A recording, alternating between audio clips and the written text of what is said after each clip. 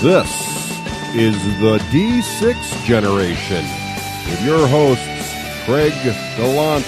You're wrong! If you're getting any compensation, it's not charity! Russ Wakeland. Did you put me on a boat with frickin' dragons attacking me and whatnot? Now we're talking. And Rafe, Hollywood Granger. Now that's Jimmy Django right there. With contributions from Total Fangirl. Vampires do not sparkle. And our loyal listener. Drago, we made you out of steel. Welcome to another edition of Rapid Fire, the roundtable discussion of all things gaming, coming at you with the speed of a bloody and battered party of adventurers teleporting back to the inn with their tails between their legs. Today's edition is brought to you by Dashing Dawn with the following op-ed shoutout. In episode 50, nickname withdrawn at editor's request, McNerdigan's answer to issue number 4 was wrong. The correct answer to the question, what single trait do the majority of the top 20 console games of all time have in common, is obviously that they require a television or handheld LCD monitor to review their graphics versus a board game that allows you to see its graphics with any additional components. So, if you're going to be that liberal with your definitions, Dawn, then I guess you're right. I'm Geekly McNerdigan, your host. Today, as always, our panelists are Russ Brine Spawn Wakeland and Rafe Sir Guerin Granger. Let's begin. Issue number 1. A dungeon crawl is a type of scenario in fantasy games in which heroes navigate a labyrinthine environment, battling various monsters and looting any treasure they may find. Often considered the most simplistic of fantasy plot lines, dungeon crawls are often looked down upon in role-playing while actually spawning a seemingly unlimited supply of board games. Question. What one item is essential when embarking upon a dungeon crawling expedition? Horse glue Granger? 50 feet of coiled rope. Beeswax candles Wakeland? A torch. Wrong! You cannot go into any dungeon with bad footwear. You're going to be swearing on the deity or demigod of your choice as you limp all the way back to the inn. Issue number 2. The systematic study of gratitude within psychology only began around the year 2000, possibly because psychology had traditionally been focused more on understanding distress rather than understanding positive emotions. However, with the advent of the positive psychology movement, gratitude has become a mainstream focus of psychological research. Question. What is the longest acceptable period between a thanks-worthy act and the actual giving of those thanks? Rapid Russ? 1 week. Retro Rafe? 2 weeks. Interesting and totally self-serving.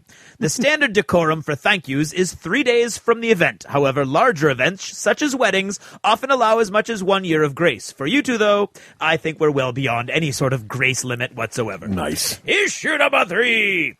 A tomb is a repository for the remains of the dead. It is generally any structurally enclosed internment space or burial chamber of varying size. The word is used in a broader sense to encompass a number of such types of places of internment or occasionally burial. Seldom, however, does one encounter anything beyond the sad remains of the dearly departed within them. Question. What would your reaction be upon opening a tomb if a trap immediately sprang, 2 monsters jumped out, partially obscuring a beautiful but relatively useless treasure? Retreating Russ? Cool. Wrangling Rafe? I'd block it with my shield and bash it with my dwarven hammer. Wrong! The only acceptable solution to this problem is to cast a charm spell on the party to your right. Step back while they get hit by the trap and then hit by the monsters and most of them die horribly, and then step in and clean up the mess. It's the name of the game, guys. Issue number 4. It is a little-known fact that with some of his quickly dwindling fortune, Nicolas Cage has recently purchased and begun construction on a massive pyramidal tomb in the center of the historic St. Louis I Cemetery in New Orleans, only 3 rows away from the reported tomb of Marie Laveau. The tomb bears more than a passing resemblance to the pyramid that features prominently in his movie National Treasure. Now, considering that he's lost almost all of his money due apparently to an ancient curse upon another New Orleans landmark he purchased soon after, that might be a little over the top. Question. What would be the ideal tomb for each of you should you shuffle off this mortal coil all too soon? Ghoulish Granger? Oh, that's easy. A battle foam coffin. Wraith like Wakeland? Lehman Russ Battle Tank. Well, this is a personal question, and so I wouldn't really feel right in saying wrong! Rafe, clearly you're going to be buried in a giant doghouse with a statue of Gertie on top. And Russ, you'll be placed in a giant Diet Coke can. Ooh, that would be good. As I never plan on dying, I don't have to worry about that issue. That's it for now. Thanks for listening, and good night.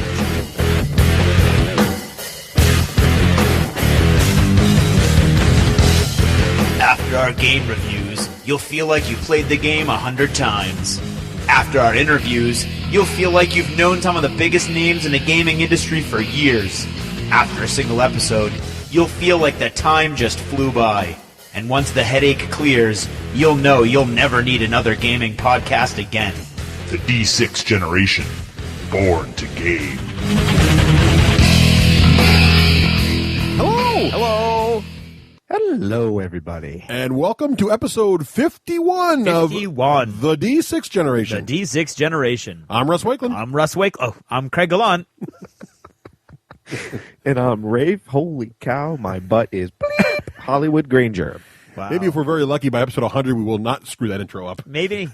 I don't think it's screwed up. I think it's more of an evolving art form. I see.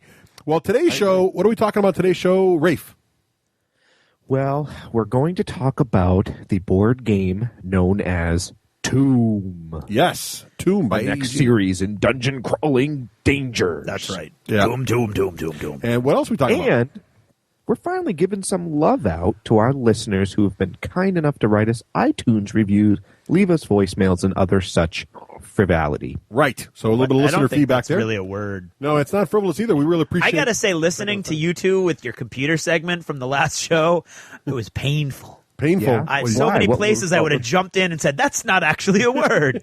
We make things up. You really feel strongly about HDMI cable cost too? Oh, I was boiling about the HDMI cable. No, but there was a little jargon in the middle, and I would have been like, hey, guys, what does the red ring of death mean? But you went and revisited that later, so that's good.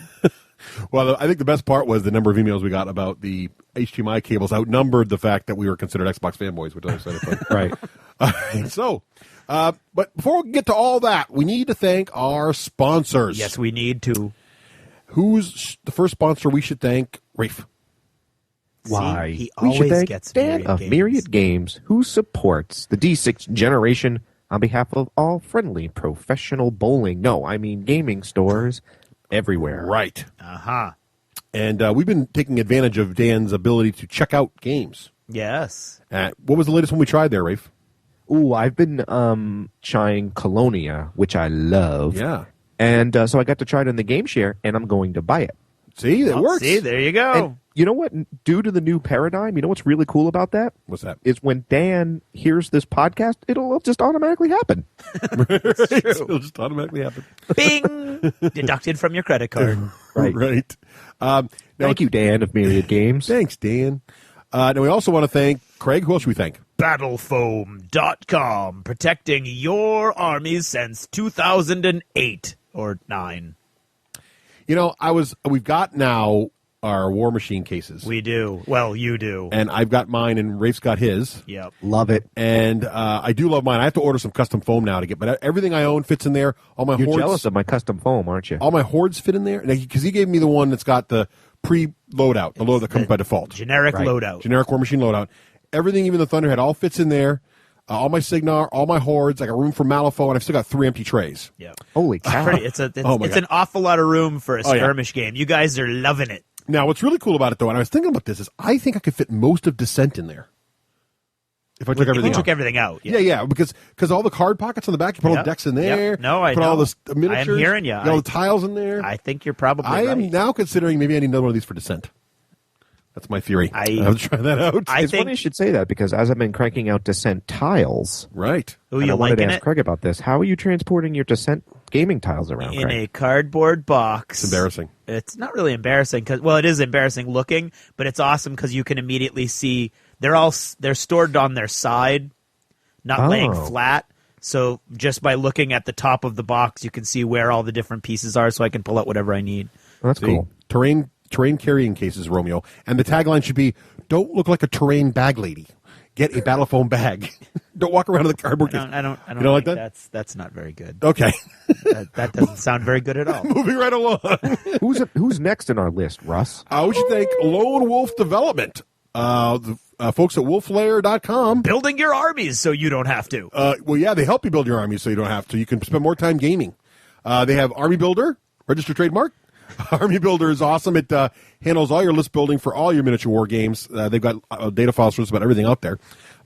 They've also got Card Vault for your collectible games, including such wondrous ones as Monster Apocalypse. Monster Apocalypse is not a card game, but it's a collectible game. Yeah. Right. Or card games, whatever. Yeah. And then also, of course, they do Hero Lab for Hero RPGs. Lab. Yep, with a couple new games coming out. Yes. I'm hoping they get Cthulhu, I think they just got.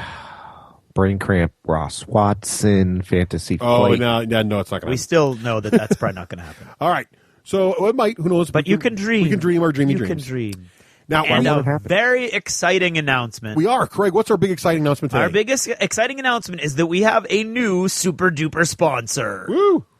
Who's our new sponsor? And our new super duper sponsor is the War Store. Hey! We would like to welcome the War Store to Welcome, the D6 War Store. generation. Thanks, guys. The War Store's been bringing the war to your door since 1999. Now, the War Store's awesome. First of all, we had to thank them not only for sponsoring the show, but for really helping us out at TempleCon. They have helped us out many times. Several times Yep. there. What's great about the War Store is if your local gaming store doesn't have some of the rarer stuff, which many of them don't, the War Store's a great place to carry. Or like, if they're not a friendly professional game or if store. they're exactly if they're not friendly professional, Or if you live in Wisconsin. right? And there's no gaming stores. Yeah, the War Store's great. We dealt with them before, and they carry things like Gutshot. They do. Hard to find. Yep. They carry Malifaux, of course, and they carry lots of other stuff. And I've had great experiences with them. I was trying to order the Privateer Press P3 inks, which are kind of hard to find. Yeah. And when they were first coming out, and they sent me the ones I ordered, there was some on back order. I said, I don't want to get those. He immediately credited my card back. Yeah. Really fast, really friendly, great guys. You cannot ask for better service. Really good on service. the internet. It's just really the best place you can go. Yep. Online for any of this game, and they sell everything. They do, and they carry, especially if you hear about a new miniature war game that's just coming out, like when Firestorm Armada or Uncharted 6 is out. They've got I it. bet you Warster's already got it. Yep. They're one of the first guys in the country to get it. So, And you know how you can tell how anything is sold out nationwide? You go there. right? Because if they don't have it, nobody does. That's right. I So already have a complaint about the War Store, though. what's that? They need War Store rulers, tape measures. Store. Are you sure they don't have some? Have you checked? Well, no, and it's funny. I was at TempleCon, and I somehow didn't bring my tape measure. I walk in, and I wasn't the only guy who did this, and they had Games Workshop tape measures, and we were like, I don't want to. Oh, they need a generic. Yeah. And they were like, you're like the 10th person that said that. I'm like, You I would can't totally be. buy a That's War because Store at TempleCon they were sitting right next to the Privateer Press tournament, And you can't be guys walking just can't over. be seen with Games No, Workshop. of course not. rulers. That's like I don't know what happens then. I don't know. Maybe we're nostalgic because of the DACA tape measures. I mean, those things are like They're like artifacts, gold now. They are. It was hard to find those, actually. It's hard to I find a good can company that makes them. And also, we want to thank PaintedFigs.com. Russ, have you gotten on the horse and sent out your stuff? I've not. You know what? Here's Dude. here's You're my going to problem. lose your space in the queue if you don't get moving. See, here's what happened. Here's what's happened. You know. I can't wait. So I was really excited to send off my Battle Lore stuff, but now I've got two dilemma problem things going on here. First of all, I do want to send my Battle Lore stuff off and finish it up, which I really, really want to do. But the Signar Storm Knights are calling to me. And I don't want to paint up a big unit of them, but I want to paint up the new guys that attach to the unit. So a perfect thing for Painted Figs would be have them paint them for me. Yeah. But then also, Fantasy Flight Games is coming out with the new Battle Lore type game, but themed Westeros, with Song of Fire and Ice. Fire and Ice, yeah. I mean, how can you not watch Starks Song and of Ice and Lannisters Fire, all painted? I believe. Yeah, one of those books. How could you not watch Stark and Something Lannister all called painted up? Come on now. So I'm torn. But I haven't looked because I can't get through the firewall at school. Have they previewed any of the models? Yes. Oh, They look good. Oh, yes. Is the game out? Oh, yes. No, it's soon. I don't know. Soonish. Soonish. Yeah, it's. But So, Craig, you should jump his place in the queue. Then he gets Westeros. Yeah, the problem is I have no idea what I want. yeah, I'll jump out. I should. My I should list do the is Storm really Knights. long I should as do the well. Storm Knights. Get it done. Do my theme striker list. I'll be all set. There you go. All right, and finally, Rafe, who should we thank last but certainly not least? We should thank Doghouse Systems because I am totally loving Endgame of Latro on my Doghouse twin Crossfire linked graphic cards. Ooh. Use the code D6G for free U.S. shipping. Go out right now. Get yourself a good gaming rig. Whenever you guys talk about Doghouse System, I think like you're talking about an X-Wing. Like Crossfire, watch it off to it just sounds so impressive. Craig, Yes. it is an X-Wing fighter. That's what you're not getting. In addition to everything else. It sounds awesome. To front yourselves. Switch all power to front yourselves. I can't see him. Stay on target. If you're not a big megacorp selling awesome gaming supplies, and not all of us can be, as much as we might want to be, there are other ways you can support the show. One of those is what, Craig? Well, we have these things called shout-outs. And a shout-out guarantees you anyway, that'll be a little later in the program. Shout-outs are ways that you can take part in the D6 Generation podcast and help at the same time. Right. So you go to eBay or you go to auctions.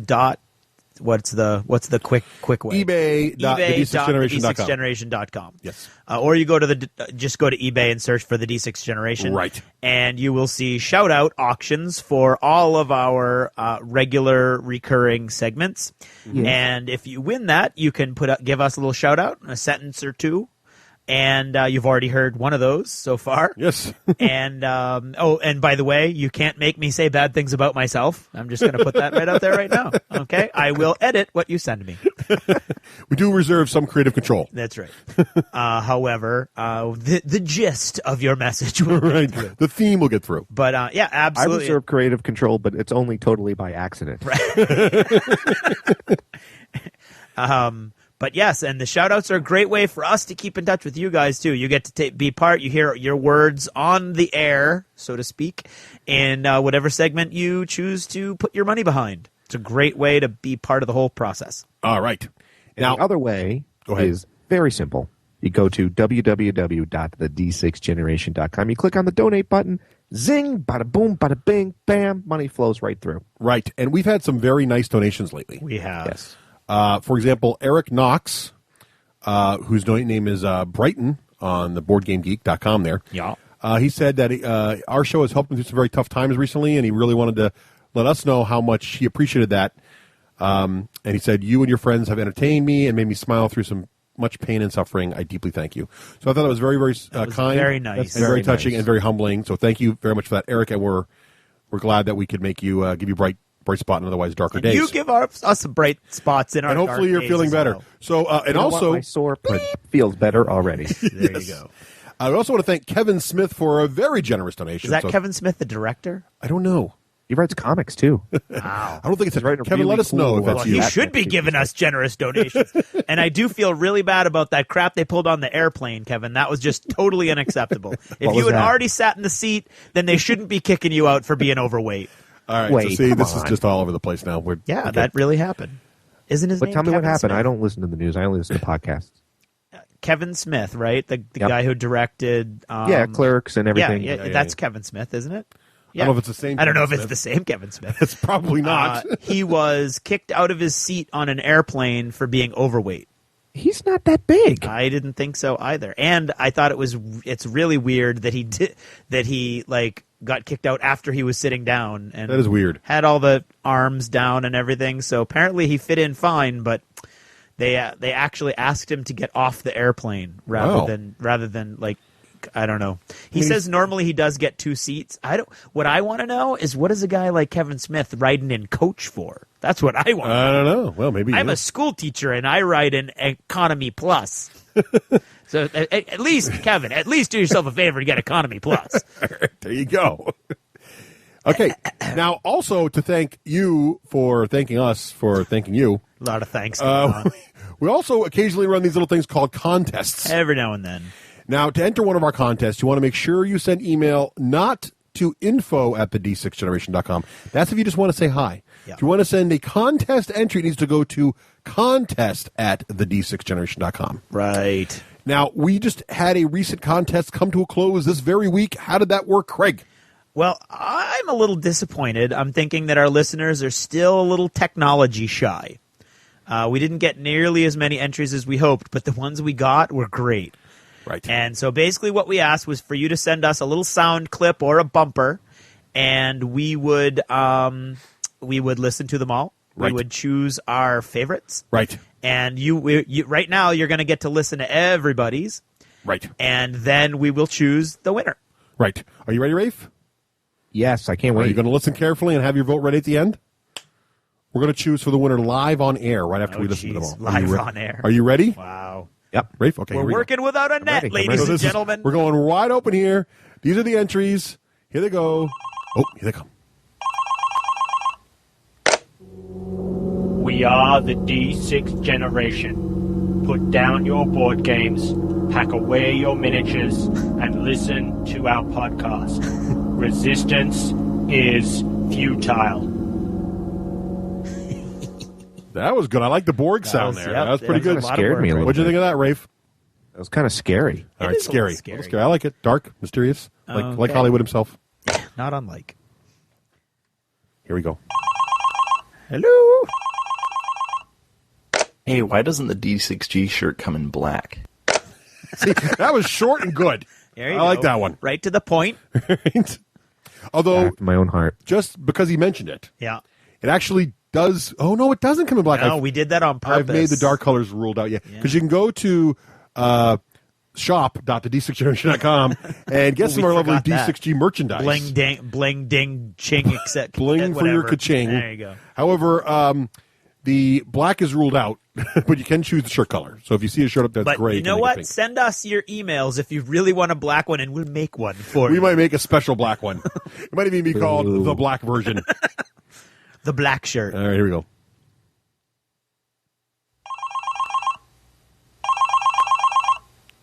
Oh, howdy ho! Hello! Hello! Hello! Hello! And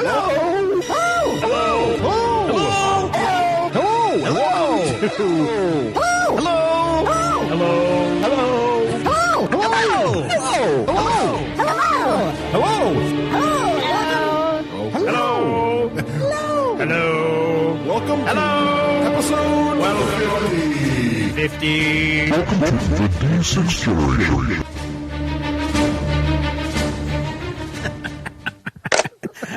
I call that one Russ's nightmare. I thought for a minute there, Russ just started spazzing out. Well, the funny thing about that is a lot of work went into that, clearly. 'Cause that's Yeah, a lot of work. Yeah, that's a lot edit all of that time together. and effort. A little frantic, but total A++ for effort on that But one. That was really I've got to awesome. say, Serious discord there. I've got to say, Rafe, don't you agree with me that that's actually what Russ hears when we interrupt him during the hello? Yes, That's totally. exactly Yes, it is. That's exactly how he thinks it's turning out. Uh-huh. Well, clearly there's evidence. There's- Live recorded evidence. That's yeah, what it it sounds didn't like. take a lot of time and effort. He just recorded one. That's right. That was episode 50, the intro. Are you kidding me? All right, here we go. That was a good one. I like that one. That was good.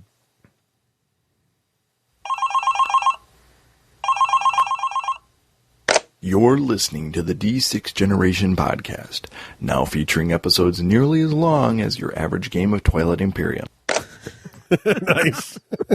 Little slam on Twilight Imperium. Hey, well, we did it in our own. I'm song. okay with it. Right, nothing wrong with that. Oh, That's a short. That fits right in. That's a nice bumper.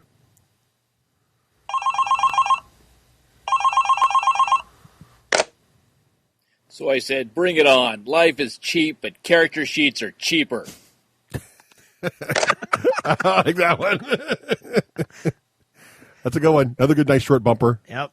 See, these are all going to slip into the show now and Oh, then. yeah, Or yeah, some of they're them, they're really good. keepers.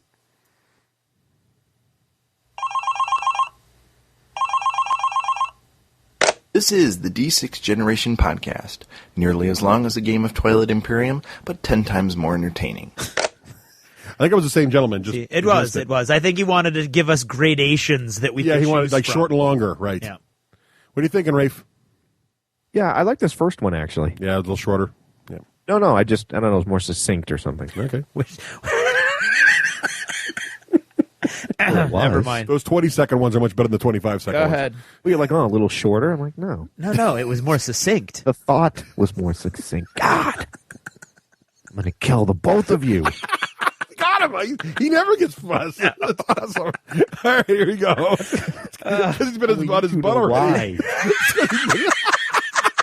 Stinks. Sorry. Back to my old self. Sorry. The listeners have no idea what we're laughing at. Sorry, folks. That was totally inside joke Wildly there. inappropriate. All right, sorry. I was very unprofessional. Moving right along. Here we go. Please.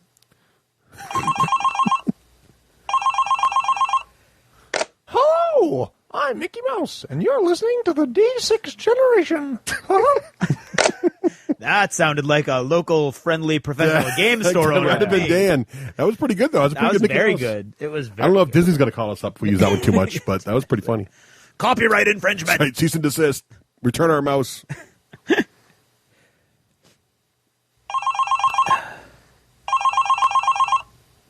One game is very like another till the D6G reviews it, brother.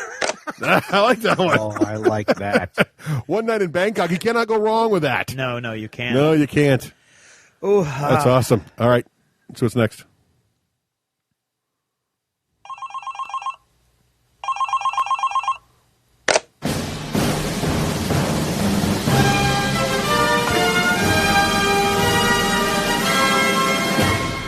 Young people from all over the globe are joining up to support a bright gaming future.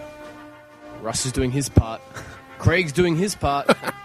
Rafe's doing his part too. They're doing their part. Are you? Support the D6 generation and save the world. Sponsorship guarantees shoutouts. Would you like to know more? That was awesome, too. Intro. Starship Troopers reference. That's all That was total great. Starship Troopers. And he wasn't making fun of you. That's the part where the kid steps on the bug. Right. And they go, he's doing his part. Yeah, that was like It frame was for frame. perfect. Right, from the It was commercial. amazing. That was great. All right, so now those are all of our entries. Yep. So the good news for you, everybody who took the time out, thank you for taking the time out to do Thank this. you It's very much. All of them very creative, very funny. We only had actually one other entry, but unfortunately the audio was a little off on that one, so we couldn't play that one. Sorry about that. But they're all very, very well done. Got great entries. Now, the thing is, we're going to pick one of these. Yep. And I know my two favorites. Why don't we just pick our two favorites each, and we'll see if there's any commonality. Okay. So, Craig, what are your two favorite ones? My two favorites would be the Borg entry and the Starship Troopers entry. Ooh, those are both very good. I'm going to go with Starship Troopers and Bangkok. Ooh, Bangkok was good. And Rafe? Well, I can barely remember them in any kind of order. So I hope I pick what I liked. I liked the T-shirt one. Yeah. Okay. And the Bangkok Oriental City one. So now we have a problem. We have to go to the dice. Oh, yep. Do we? Yeah. Because we got a tie here. 2 votes for Bangkok. Yep. And 2 votes for Starship Troopers. Yep. I think Bangkok's great because it's short. Wait. It's got that little I intro didn't know bump. that was the rules. What? Well, I just picked 2. That doesn't mean... No, you picked your You picked your favorite? 2. And then if they overlap, then they're the winners? Yeah, that's how we Yeah. always do it. Oh. You don't pay too much attention when we do this, huh? Well, I like the black T-shirt one the best, though. Yeah, but that one. Yeah, but didn't get no, anybody they got else's other vote. votes so that you don't get room. You can't throw both of your votes behind one. Right. Why can't I say black T-shirt, black T-shirt? You can, but it doesn't make That's any right. difference. In fact, if you do that, your second vote doesn't count. Right. And And then, then we have a clear ta-da, winner. Starship Troopers wins. So we need to go to the dice. So Craig has got a die here, It's me. and we're going to roll it between, what are the 2 choices again? The 2 choices are Bangkok Yes. and Starship Troopers. Starship Troopers. There we go. So 1, 2, or 3, Yep. Bangkok. 4 plus, Actually, I'm going to say 1, 2, or 3 is Starship Troopers. Okay. So Just 'cause low is it's me rolling he the wants the dice, low. okay. So low is Starship Troopers. High is Bangkok. 50-50 chance. Here it is on the line for a copy of Rune Wars. No. No, not a copy of Rune Wars. Copy. Sorry, I was looking at the box. Copy of. What are we giving away? I don't even remember. Giving away Dark Heresy, Oh yes, Yeah. Dark Heresy Ascension. Ascension, and Not even out yet. no, and Radical's Handbook. Yes, there we go. Okay, for a copy of not Rune Wars. Sorry, man. It's a 5. It's a 5. Yes! It's Starship Troopers. it's Bangkok. It's Bangkok. Bangkok I don't screw that. Oriental City. All right, Man, so sorry, Aaron. I did my best. I tried Bangkok to- wins it. Oh look, Like another when your head's down over your pieces, brother. It's a drag, it's a bore. It's really such a pity to be looking at the ball, not looking at the city. What do you mean? You've seen one crowded, polluted, thinking town. Home sweet Somerset up, in the Somerset, home sweet.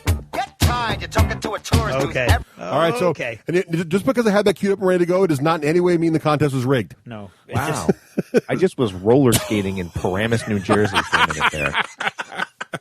All right, so Bangkok wins it, and so you'll be getting your copies of Dark Heresy expansion books shortly. So But email us congratulations, Jeff. You have to Yes. send us with the same email. Just go ahead and send us your address. and we will hook you up. We'll get But these Jeff, to you. even though you're a winner, I guess you're a loser as you didn't win Rune Wars. That'll be, well, who knows that'll be next. That's That'll coming up. probably be the next. We do have a copy to give away. contest. But so thanks to everyone who submitted them, and we'll integrate many of those into the shows in the future. So And they will all get it. So congratulations again, Jeff. Excuse me. Oh, that's unprofessional right there. it's that time of year. You know what? Who I thought did a really good job in episode 50 was Ken. Ooh, the score for Malifaux? For Malifaux. How hard was that topic? Awesome music. That was very well done. Yeah, that was awesome. And so I'd just like to give an extra little shout out to Ken. Great job on that. And I think we have been remiss in not mentioning that Ken actually he inherited This Week in Wargaming from Troy. Like a phoenix from the ashes. I believe that's a quote, actually. And so he's actually running things over there now. Troy's on to bigger and better things like marriage and a promotion at work. Good. Good on you, Troy. Good on you, Troy. So good for you, Troy, and good job, Ken. Seriously, though, I've really been enjoying This Week in Wargaming to the point where I put in an order for a game today because I think I can get Russ to play it. Oh my God! Are they making you buy games over there now too? As bad as we are. It's actually so neat because it just like back when Troy was doing it. It's those weird little kind of like secondary market games, wacky games, that we don't really see a lot of at the shops and things around here. And one of them is Future War Commander. Ooh. Which is a 6mm sci-fi miniatures game that actually it's a generic background, so it's just all kinds of army lists, many of which they say resemble Epic very strongly. Ooh, do they have vehicles and planes and everything? They do. Ooh. And it's actually based on the War Master rule set. Ooh. But Which it's sci-fi. everybody knows that Russ loves. I do love the War Master rule set. Wow. So I thought I would just scoop that up and see what it looks like. That sounds awesome with awesome sauce. We'll definitely take a look at that and go over there and give This Week in Wargaming a listen. I think you'll really. He's doing another really cool thing, which I love, which is This Week in Military History. Each episode ends with a little bit of trivia about a battle or something military that was going on in the past on the same week. It was great. Cool. Yeah, so a little extra shout out to Ken. Nice. Even though he does say that that Owen is better than all of us, but that's okay. That's okay. Everybody's got their opinions. But what's it time now for, Craig? Achievements in gaming. Right. And so and thank you for giving that back to me. No problem. I just had to borrow it for one episode. It's definitely totally what I base my self-esteem on. Mm-hmm. And this week, Achievements in Gaming is brought to us by from Greg in Brooklyn. Thanks to my friends Mike for trying to make sure that I spend all of my disposable income on the new hotness, and to John for buying some of the new hotness so quickly so I don't have to. Looking forward to more gaming with you guys. Nice one, Greg. So, Rafe, what games have you been playing? Well, I played this very interesting Clue-like game called Mystery Express. How'd that work? Now, this is the new game from Days of Wonder, right? Yeah. You're on like the Oriental Express and blah, Russ blah, blah. had great hope for this game because he still to this day claims that it was us who failed and not Mystery at the Abbey. Yes, I do. Okay, well, I have to be careful because this show is not about hate. No hate. You can be disappointed, though. Let me see. If I was the last guy on Earth and I was a zombie, oh my, and I lived for 1,000 years, and I had the choice to stare at a crumbling, decaying wall drying of paint. Oh my goodness! And playing Mystery Express, I would rather get lobotomized. Jeez. Wow. So that's just how, not hateful, just disappointed you were in that game. No, and that's just my opinion, of course. That's just your opinion and the opinion of every other person who sat there. Ian was very like, well, my wife might like it. So there were 4 people playing or 5 people playing? 4. And did everyone enjoy it except for you, or did everyone dislike it? Brian also wanted to be lobotomized. And I've never seen him want to bow out of any. Now, did this go over worse than, how shall I?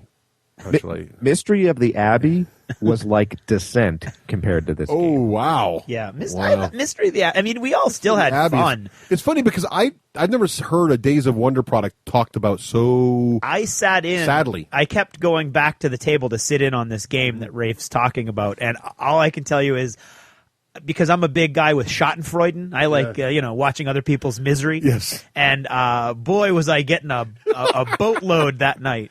Because Wow. every time I sat down and I would be like, gee, guy, come on, finish. I want to play in the next game. They would just look daggers at me, like, you want to play? in fact, You can play now. I was queued up to play the next game, and no one would go to try it again. Now, No, what, but seriously, what made I mean, it? the components were beautiful. Yeah, look nice. And you're It looked thinking, nice. oh, cool, maybe this is a more adult version of Clue. Yeah. And it just was broken in all Now, what ways. makes it? What's the most frustrating part about it? One, it wasn't fun at all. Okay. Number two, one of the components to win the game, you'd have to guess who, what, where, why, and when. Yeah. And so you just kind of moved across the board without any purpose. So, I don't know, man. And then the way you had to deduce things was just kind of showing people cards. That was boring. And then there was the time, you had to pick the time, and the way they would do this is there was this time deck with different cards that would show you the hands of a clock without any numbers. Okay. Clock without any numbers, and so there's a mechanic where you flip the cards, okay? And you're supposed to, out of all the different hand positions, you're supposed to catch out of, I think, 40 cards which clock hands are not showing, because that's of course the card that's tipped under the table, showing the time of the murder. That was the mechanic. Wow. Wow. That that doesn't that's too bad, because I like Agatha Christie novels and that kind of mystery. And I was kind of hoping this game would be sort of the essence of Hercule Poirot and Is It the Grey Cells, but not really. There was no story. There was no. You couldn't bad. get into your character. You didn't. Well, that's It good. did look like a Well, lost. We'll give you a positive achievement for putting through the whole thing to the end. That's right. You know. You know what I'd rather play 1,000 times compared to Mystery Express? What's that? Traitor. Are you a traitor, really? 1,000 times, huh? Wow. Yeah. Okay. Well, let's move along from the sad let's go. experiences. What else did you play? Me? Ooh, I got to play some more War Machine. Ooh, achievement for that. And I played against Crix, and I got my little booty kicked. Oh, yeah? Surprise. That was fun. I was playing Brian, so he's out of the newbie phase now. He definitely knew his little Brian, synergies. So are you bringing it to him next time? You're going to give him no quarter next time? No, I'm not going to do that, but I'm not going to not pay attention to what I was doing like I did do. Nice. He just took away Brian's kudos. There you go. He won, but I really wasn't paying attention to what I was doing. Nice. Well, Brian's a very good player, don't get me wrong, but I didn't want to, he's just trying to learn his synergies, and it's Right, fun to pull them off. So Sure, right, okay. He did a great job. He locked me up good. Yeah. Killed my behemoth, ruined him completely. Nice. And won the game. Yeah, no, he won fair and square. Nice. And then through the game share, I played Colonia, Ooh, achievement for that. which actually got Russ's attention a little bit. Actually, yeah. And he begged off to go play Malifaux with Craig, which is fine. I had I would have played that if I had not had a previous engagement. I think you'd like it, Russ. It's being hailed on Board Game Geek as Euro light, and I agree with that. Yeah, components are very solid. It kind of reminded me in the same weight class as Pillars of the Earth kind of thing, which I like. Yeah, it was very, very fun. I mean, I've already played like 6-7 games of this game. Wow. It is definitely going in my gaming closet. 5 stars, without a doubt. Wow. I can't get past the name. What It makes looks it fun is Euro light means that it's not such a brain racker as Le Havre or Agricola. And I think what Euro light also means is that, if you mess up within one phase, if you maybe buy the wrong goods or you fall asleep at the switch, you're not out of the game. There's enough randomness to it that you're always in the game, but the randomness isn't frustrating either. Oh, nice.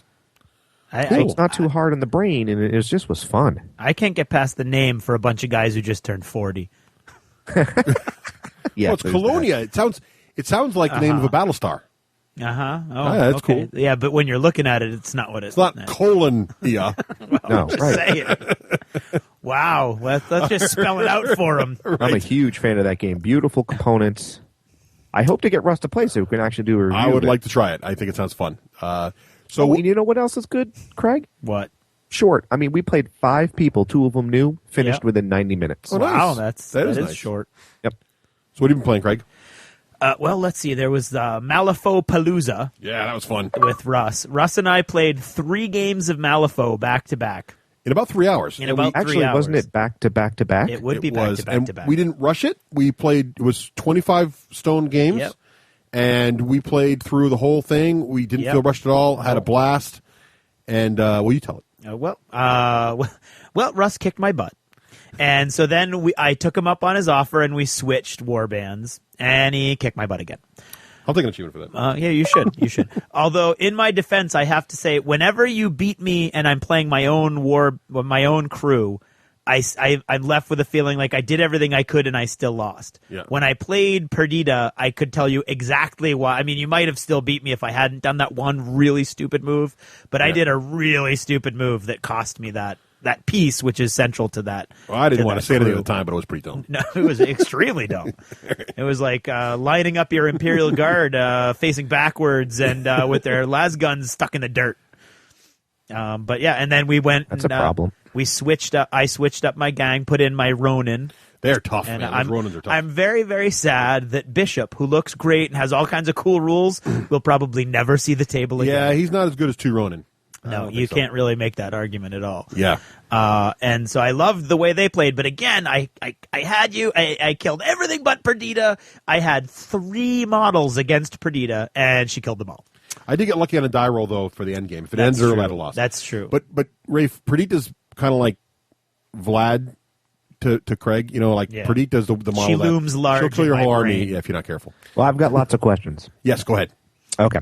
So as a guy who's looming on the outskirts who really wants to like Malifaux, especially after that awesome Do You Ever Notice, Craig? That was great. Oh, thank you. And then but only seeing Craig and Russ play. Okay, so Craig. Yeah. What was it like playing Russ's crew? Was it more fun for you? Did you see how your army could work better? Because to me, it always just seems like your army's just totally hamstrung. Now, of course, Russ won, so I want to hear what Russ says too. Like, well, this is what I did. But I want to hear from Craig first. I didn't have more fun playing Russ's army or Russ's crew, but I felt more in control because he's right. There are fewer things to keep track of. I think. And so, but did it give you any aha when? Yeah, absolutely. That you could exploit. It was not so much. I didn't see. Well, I would have to say the Executioner doesn't scare me as much anymore. A lot of the pieces that I thought were really scary aren't any more scary than my pieces when I actually had the cards and I was looking at them. And I saw what they had to do to put. So I think Russ has been getting some really good luck. And there's that little cheating thing about the damage flips. But, that's neither here nor there. And when you say cheating, you're using a term of the game. No. Russ had a misinterpretation in his brain. We didn't do it this time. We did it right this 3 games. But before that, I was also getting triggers happening on damage flips, which is not the case. Right. Okay. But no, it made me feel, except for Perdita, who I still think is like just a giant looming shadow in my brain. Vlad. All the other pieces, I can at least see how they fit in and how my guys like kind of match up with them. Okay. And what I saw, actually, Russ played my crew much better than I have been playing it, and I got a lot of ideas. I look at the table sometimes, and I look at the buildings as just big blocks. And Russ was like running through the buildings and using them for cover, and so it's a lot of common sense miniature war game stuff that I was missing out on. Also, I think. Right. Well, correct me if I'm wrong, but I think you fall into a player like me, where you can get so excited about the theme and the fluff of your army that you might forget, like you just said, to run through the building to use it for cover. Right. Yes, I think that. Yeah, it's cool. I like it a lot. I think one of the things about Craig's warband that is trickier, but we were talking about this, is that he has his masters split into 2 masters. Yeah. So he's got 2 masters in his list, but neither of them is quite as powerful as one single master, which is why Perdita looks so much stronger than either one of them separately. But together, what's interesting is, and we talked about this, I think he should go in with one less model and get extra stones. Yeah. Because you can, the masters can use their stones to offset, either dodge it, can help themselves dodge, or help themselves hurt you more. And because he's got 2 pieces that can do that, because he's got 2 masters, he's now got 2 pieces that can use the stones for protection as he closes. That's an excellent point, actually. And we were talking about that. But that's a finesse thing you wouldn't really think about, and I didn't think about either until after I played. I'm like, ooh, because that's something no other warband can do, because nobody else has 2 masters unless you're playing a much higher point value. So, yeah. And also I saw Jeremy and one of his friends playing a 35 stone game. Did you really? Yeah. or maybe even 40. It was a much higher game, and they were having a blast. There's a picture of the teddy bear all painted up. Oh yeah. Was Matt, wasn't it? Matt, yeah. They always seem to have a great time. I was kind of teasing them for playing such a high stone game. I'm like, we love it. So they were having a great time. So I think it's catching on a little bit. So I got more questions for Craig. Okay. I have a belief, only based on you two's games, that the warbands could be mismatched. After playing both, is that true? That there's balance issues? I don't think there's balance issues. I think I have access to what I would need to match what Russ has. I think, right, like that, it would be if I was building an army and I chose all hand-to-hand guys and you chose all shooting guys. I have access to shooting guys, but I didn't, you know what I'm saying? So when I have the Ronin, they actually have range. Yeah. Okay. And Russ, looking at Craig's army for the first time, is it more hard to play with his synergies, or were you able to do your same rule of just picking a couple things and not reading all of them? I picked a couple things, and it worked pretty well, except Bishop. Who's Bishop? What does he do? Okay, so Bishop's one of the guys Craig has, and he's the most expensive guy. He's a 10-stone guy, which is expensive. And he has all these great spells that really control and disrupt your opponent. And I finally got him in on Perdita, and I realized, though, when he gets there, he doesn't do a lot of damage. He messes with you up, but he doesn't do much damage. And so I was able to stall her long enough, though, kind of lock her up long enough to get the Masters in there to actually kill Perdita, and that's how I won the game. But that's when Craig and I looked at the Ronin, and we were like, the Ronins are a no-brainer. 2 Ronin for the price of a Bishop. They give you much more flexibility. They have range and hand-to-hand combat. They're no slouches either. And they're both, they do better damage. Okay. So I'm sure a finesse player is going to email me and say, yeah, but if you do this, and this with Bishop, he's got all the synergies, and maybe a more advanced player could really leverage him. But at the level we're at now, I think taking 2 Ronin makes his list more comparable to how mine is, where they're very focused, easy to understand pieces. Yeah. Okay. So that's probably as helpful too. And I think when he came with that list in the final game, I still won that game, but I felt like I was never in the right spot I wanted to be in, unlike the other 2 games. In both the previous games, when I was using my band and Craig's band, I felt like I had the advantage the whole time, like he was kind of where I wanted him. The third game, I won, but it was totally, I felt like I got lucky in the end. Okay. And I really felt Craig, like I was did you off feel balance. that way too?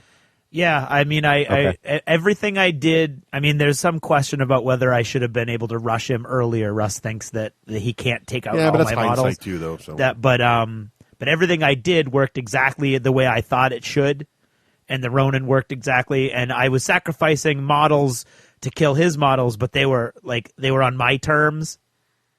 So I would go in and I would kill the Executioner with the guy with reach, so the Executioner wouldn't be able to make his final attack. And I was getting a lot of shots off with the Ronin. And I now have 6 models, and 4 of them have guns now. Okay. So I'm in a much better position gun wise than when I had 6 models. I had 5 models and only 2 had guns. So So okay, cool. I really felt, and it did come down to a card flip at the end where anything below a 10, and I would have won the game, and I flipped it. So obviously I was rolling 12s then. So, but that does sounds like it wasn't a frustrating flip. No.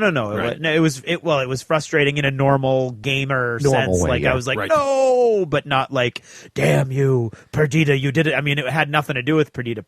Perdita's abilities allowed Russ to leverage that situation, but that flip had nothing to do with that. Was just I could have easily rolled a 6 to see if the game continued. It's any system. Yeah. Right. But I liked it. It says a lot about the game to me that I can get my ass handed to me so many times, and I still love the game. Yeah, we played it back. And you know what's funny, too, is as much as the game feels like it used to feel like a brain burner to me, after we played it 3 times, my brain was not like fried. Yeah, no. Which is weird, because I normally am with War Machine or with 40K.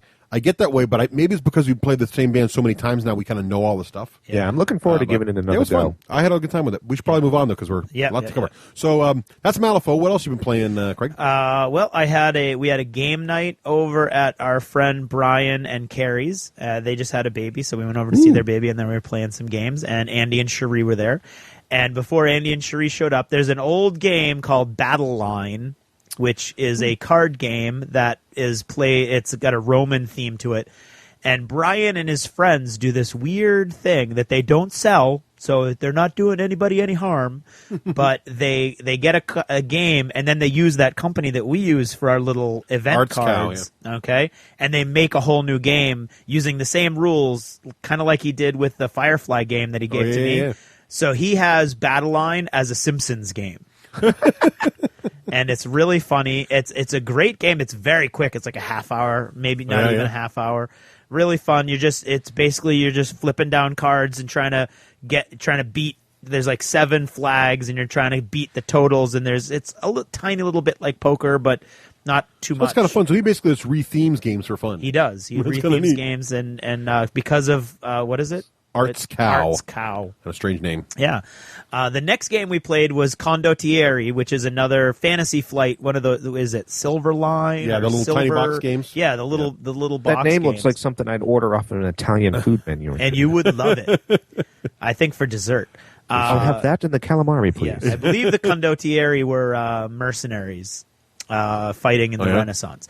Anyway, it's a great game. Talk about like poker. That game is like poker, but you've got one hand, and you have to play rounds of poker with that dwindling hand. Oh, wow. It's a lot of fun. So you have to like high card at the end. Exactly. Well, that's what you're trying to do. You're trying to hold your high card, and there are cards that allow you to retreat back into your hand. So like if you have 3 cards out and then somebody just starts to lay down those cards and they're going to crush you, you can start retreating your cards back in your hand. There's all kind. It's really cool, and it's a neat little game. Yeah. I saw the ultimate conjugal queen making, however. I want to hear about this. I was not winning a single hand. I was getting crushed through this whole game. And then I put together this little thing, and I was like, oh, I win. And Cherie, who was sitting across from me, who was the only person still in the game because everybody had folded for that hand, was like, yep, you win. Andy, it's not a team game, Andy, who listens.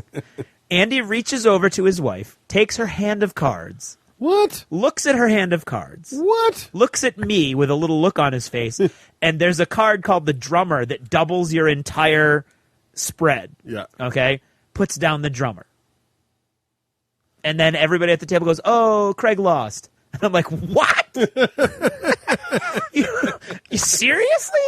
And I admit, there was a second there where I was like, I feel like I just went through the looking glass. I mean, like, even Karen was like, oh, honey. Is that legal? Is that legal? I'll give you an achievement for surviving that and not beating someone up. I don't know how that like, works. Andy. And Cherie was like, yep, okay, well, I win. I was like, seriously, the two of you working together like that? That's how the ball rolls, I guess. But the old yeah, general problem. It was brutal. I mean, the way he just took her hand of cards, put down I was like, man. Does the game allow for trading or anything? No. So that was totally cheating. No, it was totally cheating. That's just cheating. And that wasn't the practice round. We had a practice round. I'm sorry, that's cheating. That crosses the line. You cheated, Andy. You're a cheater. Queen making. No. Conjugal queen making is staying within the rules and helping your friend out. That's true. Looking at breaking the rules of the game to help your partner win. That's true. Now, this is getting ugly. Andy, I'm sorry. I didn't mean this to get ugly. I'm just saying. That's not Thousands of people just heard me call you a cheater. Conjugal cheating. But anyway.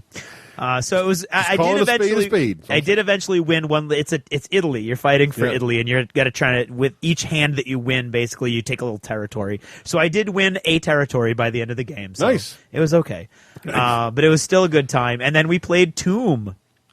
More about Tomb later. We will talk about more. You guys about are really that feeling that, huh?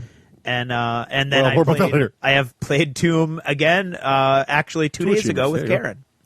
So a lot of Tomb. Put Karen in a Tomb? What? No, I did. Well, and we were in New Orleans. We took a little sneaky visit to New Orleans, which was awesome. It was a blast. Good fun. Isn't it really like Nolans or something? Well, if you're down there, it's Nolans. Yeah, Nolans. Nolan, not New. Stop twisting your mouth. It's just Nolans. Right.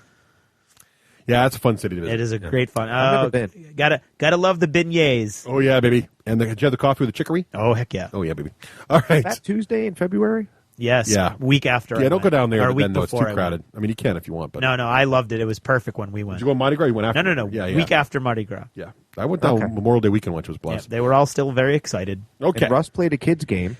Hey, this is the thing. So I played Zularetto. Yeah. And what was happening was I've been looking at Zularetto for a while. It's very, very great game, isn't it? Highly rated game. Have you played it before? I played the other one. Aclaretto? Yep. So Zularetto, a lot. the theme on Zuluretto is you're managing a zoo, and each player has their own little zoo, and you're trying to populate your zoo with animals, but the key is you can only put like animals in the same enclosure, and if you get animal if all your enclosures have like giraffes, horses, or whatever, if you have an extra animal you can't put in, you got to put it in the barn, and the barn scores against you. And the system is really interactive, and it's very interesting because there's a lot of screw your neighbor to it. My kids totally figured this game out in like 15 minutes, and were really, really into it. And I played it with Nicole and the two girls, and we had a blast. We were on the edge of the seat at the end going, oh no, someone's going to get stuck with two pandas. It was just hilarious. I don't know, it was just really funny. Great game, and I think if I broke this out at the game store, older gamers would like it too. Craig. It's a Euro game. I'm seeing a trend here. Uh-oh. What? Little enclosures. Pens. No. Animals. No. Sounds like a junior version there of is a game absolutely called Agricola, Russ. no agriculture whatsoever in this game. No agriculture. I am so unfamiliar with Agricola, I didn't even see that coming. No agriculture. Oh, yes. None at all. Okay. Not even bamboo for the pandas. None. Folks, wow. The email is russ at the D6 generation. You be the judge. Zuluretto blows the doors off Agricola. Oh, wow. It's a crime that Agricola is rated higher than Zuluretto. It really is. Really? Wow. Great game. Better components, too. Only in your wacky well, that's brain. not tough. Oh, no, seriously. It's much better components. Also, much better family game, though. Anybody can play it. It's a great time. Wait till your girls get older. No, they'll like Zuluretto. You trust me. They've been playing Descent when they're older. Speaking of Descent, I just played another big round of Sea of Blood. Oh, yes. And we had a good time. Sadly, my lieutenant was slain, which is not Yes, it good. was great. But Craig, you were in again? No, I actually he was sat in. I'm watching. going to be yeah. Craig is our cheerleader. I like they use my tiles. And I like watching tiles. the Are tiles. awesome. I like watching You sound the like tiles Rain they Man use. just there. Yeah. Slow around the driveway. Yeah. So we had fun with that. 10 minutes to Wagner. We were a little off that night, though. There was a little bit of whining during the game, and so I whined about it after the game, and then we all whined. Father lets me drive slow in the driveway. Did you whine? Did you all go for coffee and wine? And then, I whined on the email, and then we had a big hugged it out virtually, and it's all good. But yeah, it was. But we're trying to work it better. But in actuality, though, in terms of the events that happened, was awesome. It was a great scene where we had two boats fighting, and one of the cannonballs hit. It was awesome. Hit Ian, knocked off his guy into the water, and then four sharks devoured him. Meanwhile, Dave's guy who can swim, his girl swam across the thing behind the sharks, climbed to the back of the boat, climbed up, grabbed the steering wheel, spun it hard to port, and their ship sailed off, and the bad guys went out of control and left the game, and they won that way. So it's pretty cool. Nice. So it was really fun. I'm really enjoying it, and something to blast with it. So talking about a night that was off, though, when I went out to start my car, my car was dead. Oh, yeah. And it was actually a problem with the battery, and it took till 1:30 in the morning till somebody could come out, and it cost $300 to fix. AAA came out, but they couldn't come out till 1:30. Wow. 12:30 or 1. Wow, it was brutal. So, yeah. Father lets me drive slow in the driveway. Okay, Rain Man. So, and then finally I got one quick game of War Machine Mark II in with Josh. Did Josh kick your butt? He did. I played Menoth again, and it was actually a close game, but I couldn't take care of his avatar. That guy is tough, dude, because I depend on disruption, and you can't disrupt an avatar. So that's a big problem. So I'm still working on my avatar slaying theories. Mm-hmm. But anyway, I'll take out the team for that. But it's good fun. I hadn't played Menoth yet in Mark II, so it's fun. So that's the games we've been playing. You didn't give me any achievements, did you? Oh, yes, I did. He was giving them out. Now let's go into modeling, though. Okay, very quickly. Yeah. Taking Russ's advice, the next expansion I got for Descent was Tomb of Ice. How do you like it? All I've done so far is paint the models, but I liked it a lot. And just last night, actually, I finished the characters. So the monsters I finished earlier, and the characters are done. So now Tomb of Ice is completely done. And the Ronin are all put together and primed, but I haven't had a chance yet to put brush to model. What about you, Rafe? Oh, I've been having a blast making my molds, Craig. Oh, good. I've seen you tweeting about like crazy. Oh, man, I actually like the molding process. Oh, yeah? It's fun. I did this little trick I learned back in college when I did stage crafting, where you just get all your tools, all your equipment, everything all ready to go. So I have my table all set up, and excellent. It's just been fun. Lou likes it too. I mean, he gets bored halfway through, but the detail on those molds, it's just it's stunning cool, to me. isn't it? Absolutely stunning. Now, have you painted anything yet, or are you still just popping them out of the molds? No, but I have done what I did exactly what Craig said. Like, I popped out a couple, and then I started playing with them. I was putting the doors together and told you. Stacking up stuff, and I did go ahead and jump ahead a step. So rather than just cast everything, I've cast 10 molds, plus 2 extra dungeon molds, and I've already put one on corkboard just to see how that would go. It's neat, Nice. huh? Oh man, it's really fun. Yeah. Oh, and I have a special announcement. This is really true. This is modeling. Okay. Uh-oh. So Emmy has gotten picked to be on the Hasbro Sit and Spin box. Really? Yeah, as a little kid model. Wow, congratulations. That's Isn't that cool? fantastic. That is pretty That is cool. modeling. There you go. I know, it's modeling. So it comes out in like 8 months or something. How do you audition for the Hasbro Sit and Spin box? Well, it's kind of interesting. I have a friend who does like adult modeling and stuff. That's not porn. I mean, I was he's an going to say, how who does adult. modeling. And I don't know. We just on a lark. We get stopped in like the supermarket. Like, oh my god, your daughter's so cute. And we're like, oh, what the heck? Let's just take her down. So we took her down to Boston, and this was like a year ago, and we got accepted by a modeling agency, which is no exciting thing. Anybody can do it. So you go, and then Hasbro had this audition. She had 4 different photo shoots for 4 different toys, and they paid her, which is cool. She gets paid for those photo shoots. Yeah. Then we came back for this year's round, and they're like, oh, by the way, yeah, we picked her for the Hasbro Sit and Spin box. And we're like, wow, cool. Does that pay even more? No. Oh.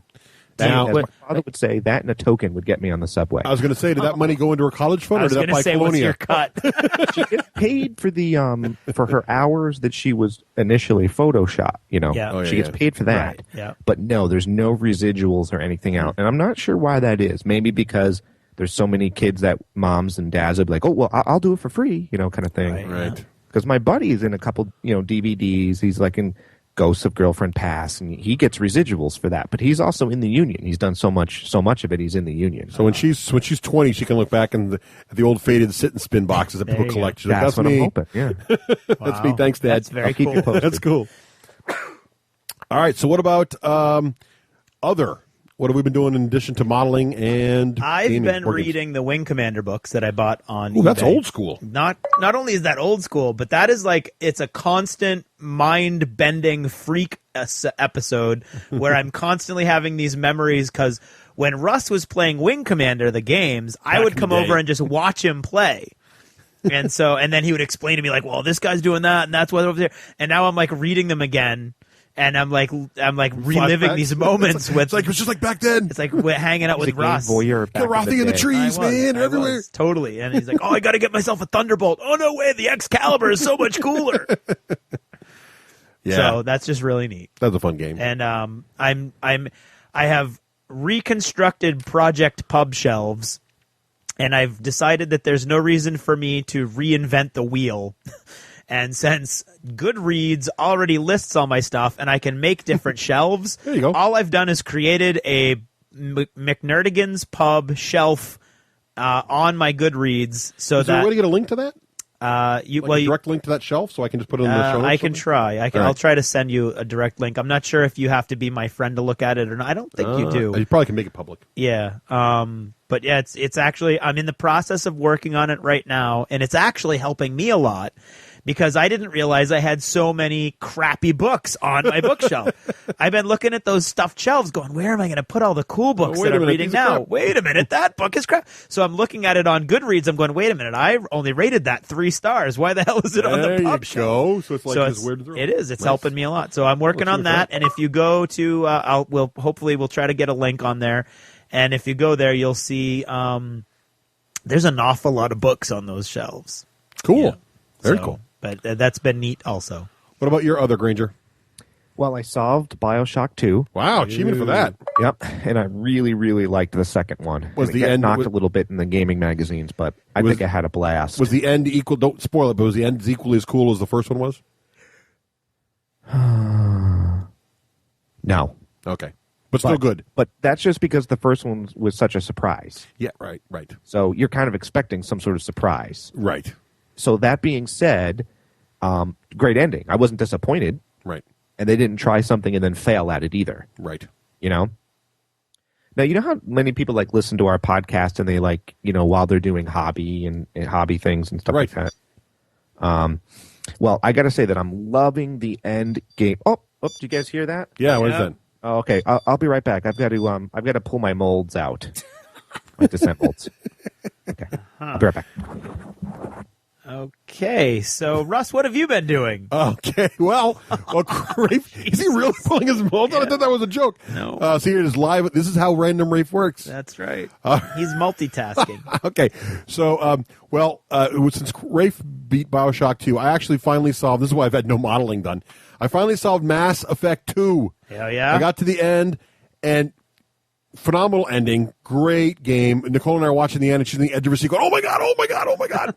And I managed, here's the thing, everybody in my crew survived. This isn't a spoiler, though, because they don't always survive. It depends on what happens, what you do. Mm-hmm. And it turned out that I got lucky. I thought it was not that hard, but I just got lucky in what I did because other people have people dying all the time.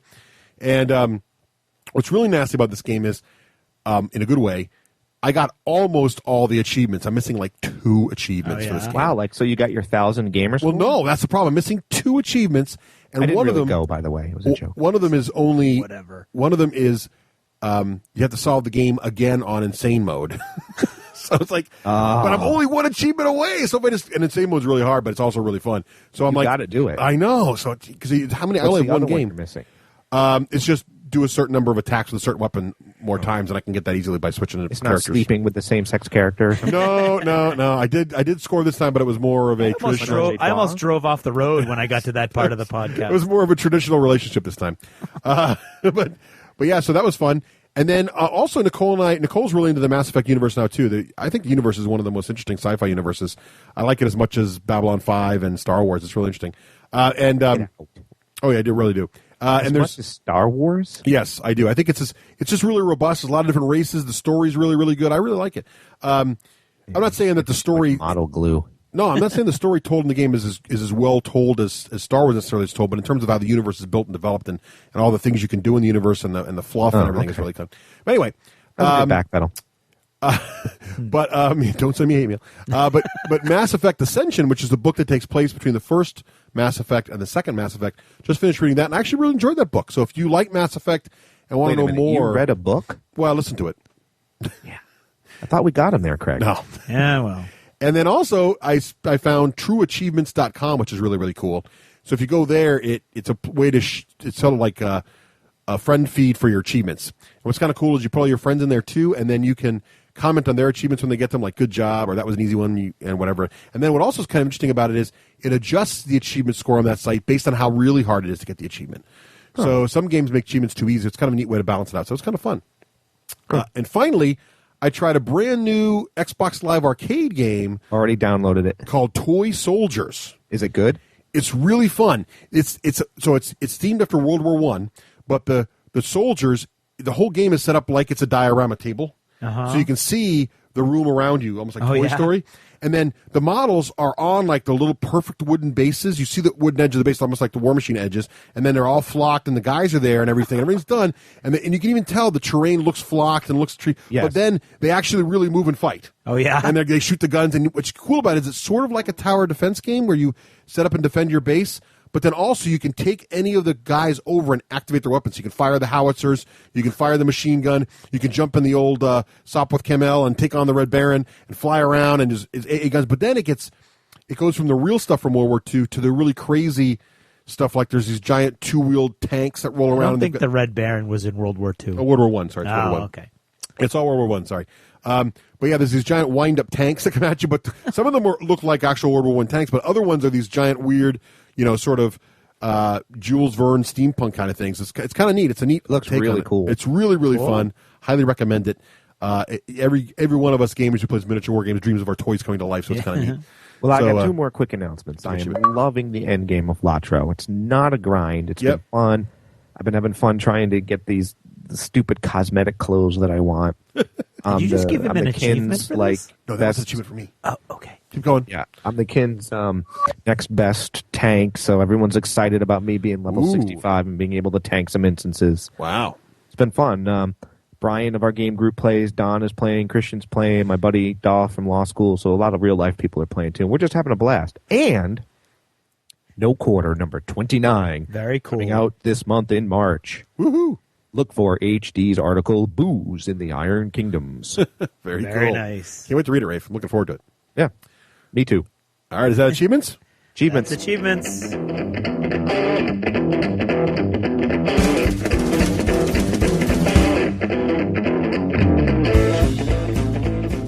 listening to the D6 Generation. Born to game.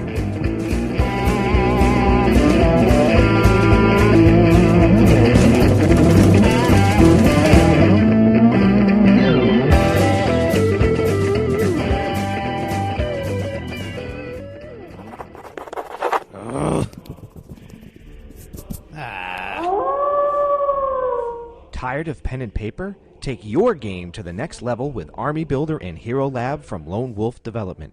Army Builder has been the standard for Army construction software for miniature gamers since 1998. And coming out in July 2009, Army Builder 3.2 includes PDF support, streamlined user interface, mobile device output, and lots more. And for RPG players, Hero Lab is the award-winning character creation and management software for players and GMs alike. Hero Lab supports all the major RPGs from D&D to World of Darkness. With Army Builder and Hero Lab, point-and-click simplicity lets you spend less time prepping and more time playing. Download a free demo from our website, www.wolflair.com. Discover for yourself why 100,000 gamers have chosen Lone Wolf Development. And now, what's in the news? With the shout-out, William from Louisiana wants to remind Tiffany that it's awesome being a geek.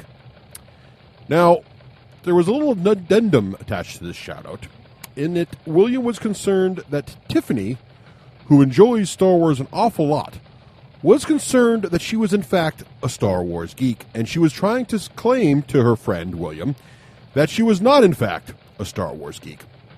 Well, Tiffany, to help you figure this out, we've asked a special guest to join us here on the D6 Generation News. Thanks for having me on the show. Now, I know there's been some confusion about whether or not Tiffany here is in fact a Star Wars geek. Now, this is not always easy to determine. As many of our listeners here know, Star Wars is a classic film, some might even say a groundbreaking piece of cinema. Just because you happen to enjoy watching Star Wars does not make you necessarily a Star Wars geek. So how does one know if one has crossed the line from simple movie buff to Star Wars geek? Well, I've come up with a short list that might help you figure out if you are, in fact, a Star Wars geek. For example, if you knowingly smile whenever you see a shirt that says Han shot first, you may be a Star Wars geek. If you get a bad feeling about things more than 2 or 3 times a week, you may actually be a Star Wars geek. If someone asks you to name all the alien species in the Star Wars films and you get past Wookiee, then you may be a Star Wars geek. If someone you know is talking about Wedge and Porkins, and you know he's not talking about salad and pork rinds, well, you may be, that's right, a Star Wars geek. If you happen to know why TK421 was not at his post, well, you just might be a Star Wars geek. If you think that rearranging the clauses in a sentence into some strange order makes you sound wise and knowledgeable, well, you might be there, a Star Wars geek. If you know the letters TIE in TIE Fighter stand for Twin Ion Engine, yeah, that there, buddy, you are in fact a Star Wars geek. If you hear someone describing something about 2 meters long and you immediately think Womp Rat, well, yeah, check it, you're a Star Wars geek. If you know which line in the movies proves that there is indeed stealth technology in the Star Wars universe, well, you're a Star Wars geek. In fact, if you even came up with that question, you're a Star Wars geek. If you're going out to a convention and somehow you don't know if you're a Star Wars geek just for attending a convention, but let's say you go to a convention and you're trying to figure out if you should wear your Hoth or Bespin Princess Leia outfit, Tiffany, well, you're a Star Wars geek. If you can tell the difference between a Wookiee howl and a Tusken Raider howl, well, you just might be a Star Wars geek. If you ever gotten behind the wheel of your car and you think, oh yeah, I could make that run in under 12 parsecs, well, you just might be a Star Wars geek. And while you're in your car, If you're driving down the highway and you suddenly get cut off by someone and you feel the need to lock your S-foils in their attack formation, well, yeah, you might be a Star Wars geek. And, if you've ever stood in your garage door with the door open on a snowy day and pressed the close door button, and just as the door is about to close, you go, "Arr!" Well, you may be a Star Wars geek. If you, in fact, own a hat that in any way resembles Boba Fett's helmet. Hey, wait a minute, I have a hat. Calm down over there, Wakeling. If you own a hat that in any way resembles Boba Fett's helmet, well, you may be a Star Wars geek. And finally, if you have a license plate on your vehicle that spells out a phrase that rhymes with pith board or heady kite, think about it. Because if you figure that out, you are, in fact, a Star Wars geek. Thanks for having me on the show, everyone. And Tiffany, I hope that helps you out. Thank you, Jeff. And now, the news. Well, there's been some interesting developments in the video game industry last week. Turns out that the creators of Modern Warfare 2, Jason West and Vince Zampella, they were escorted bodily from the headquarters of Infinity Ward last week. Apparently, Activision decided that it was time to, fire them for apparently insubordinate acts. Turns out that the pair is now suing Activision for $36 million, claiming they were actually fired a couple weeks prior to receiving their royalty checks, which would have totaled about that sum for all their work on Modern Warfare 2. According to most industry analysts, Modern Warfare 2 has earned over $1 billion with a B dollars for Activision. That sounds like kind of an interesting story, kind of like Oprah in the video game world. Ooh. Back to board games. Update for Battle of Westeros update.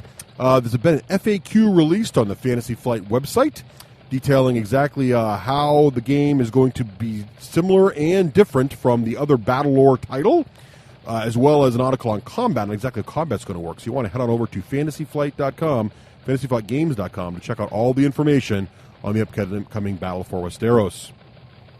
Oh, and also in Fantasy Flight news, developer diaries have gone up for the new RPG Death Watch.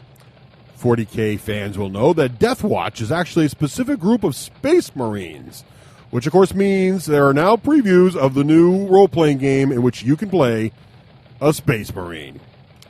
Very exciting stuff for 40K fans. Check it on out and see what's going on with that. Speaking of 40K, Games Workshop has recently released 40K Battle Missions. Battle Missions is a new book that includes over 30 scenarios and pages with extra background material for Warhammer 40,000 races, as well as expanding the different ways you can play the game with extra character and other kinds of wacky themed stuff into the 40K universe. Also, there's some new models coming out to support the game, and apparently the expansion includes rules for that as well. Finally, PAX East is only a couple weeks away. If you're going to PAX East, and it is in fact sold out, but if you are attending, know that Russ and Nicole will also be there as well. Be sure to hit them up on their Twitter feeds and say hi and let them know you're going to be around. Maybe they can meet up with you and say hello while grabbing a snack between awesome gaming sessions and seminars. PAX East, getting close, can't wait. And that's what's in the news. Are you having trouble fitting your whole army into one carrying case? Ever had your heavy centerpiece models break through the sides of their foam tray to scrape against their neighbors? You'll never have to worry about any of this again with Battle Foam. The trays from Battle Foam will hold over 30% more models than any standard tray, and they make foam to fit any box, including all manufacturers' carrying cases. What's more, they will custom cut your foam trays to fit any miniature. The boys at battlefoam.com can even personalize each tray by etching Army logos, personal text, or images right onto the foam. So go to battlefoam.com right now and pick up the best foam on the market. You've spent more time and money than anyone wants to think about on your models. Shouldn't they be as safe as you can make them? Battlefoam.com. Hooah! Well, welcome back. And now we want to do a little listener feedback segment. It's been like forever. It's been too long. Since we took the time, the well-deserved time of to thank our listeners who've taken their own time to leave iTunes reviews. To navigate the murky waters of iTunes. Or send us some other kinds of feedback. So we're going to go through our iTunes reviews first, just kind of give shout-outs to those and comment on some of them, and and then we'll go through some of our commonly asked questions via email or other methods. All right. That's right. So, Rafe, why don't you kick off? I know you've been going through the iTunes there and organizing all this stuff for us. Oh, yeah. So what's been going on in the U.S.? All right, I want to thank everybody. And Lum Runner, who does give us 4 stars out of 5, but he does write a nice review, and this is what he says. He says, the D6 generation specializes in board games. That's not to say they don't occasionally diverge into RPGs, but it's mainly board games and minis, and they are fun to listen to, and they have a good chemistry. He likes it sometimes their wives chime in and take on other things, which is always fun.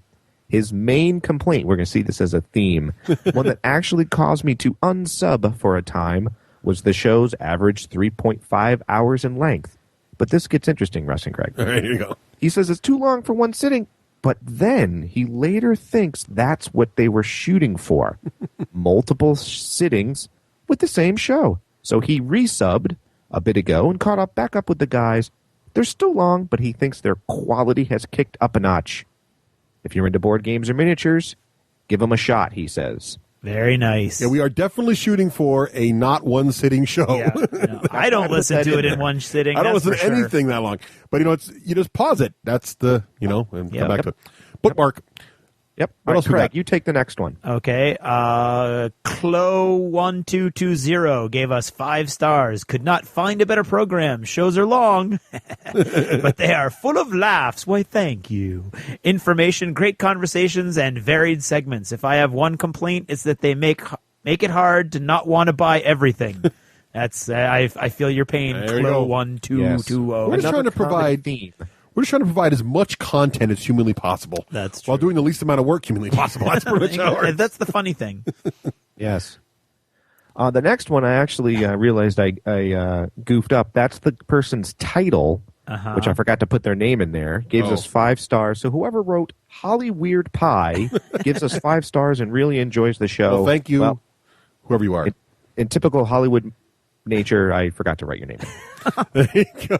And he is Holly Weird, folks. He is.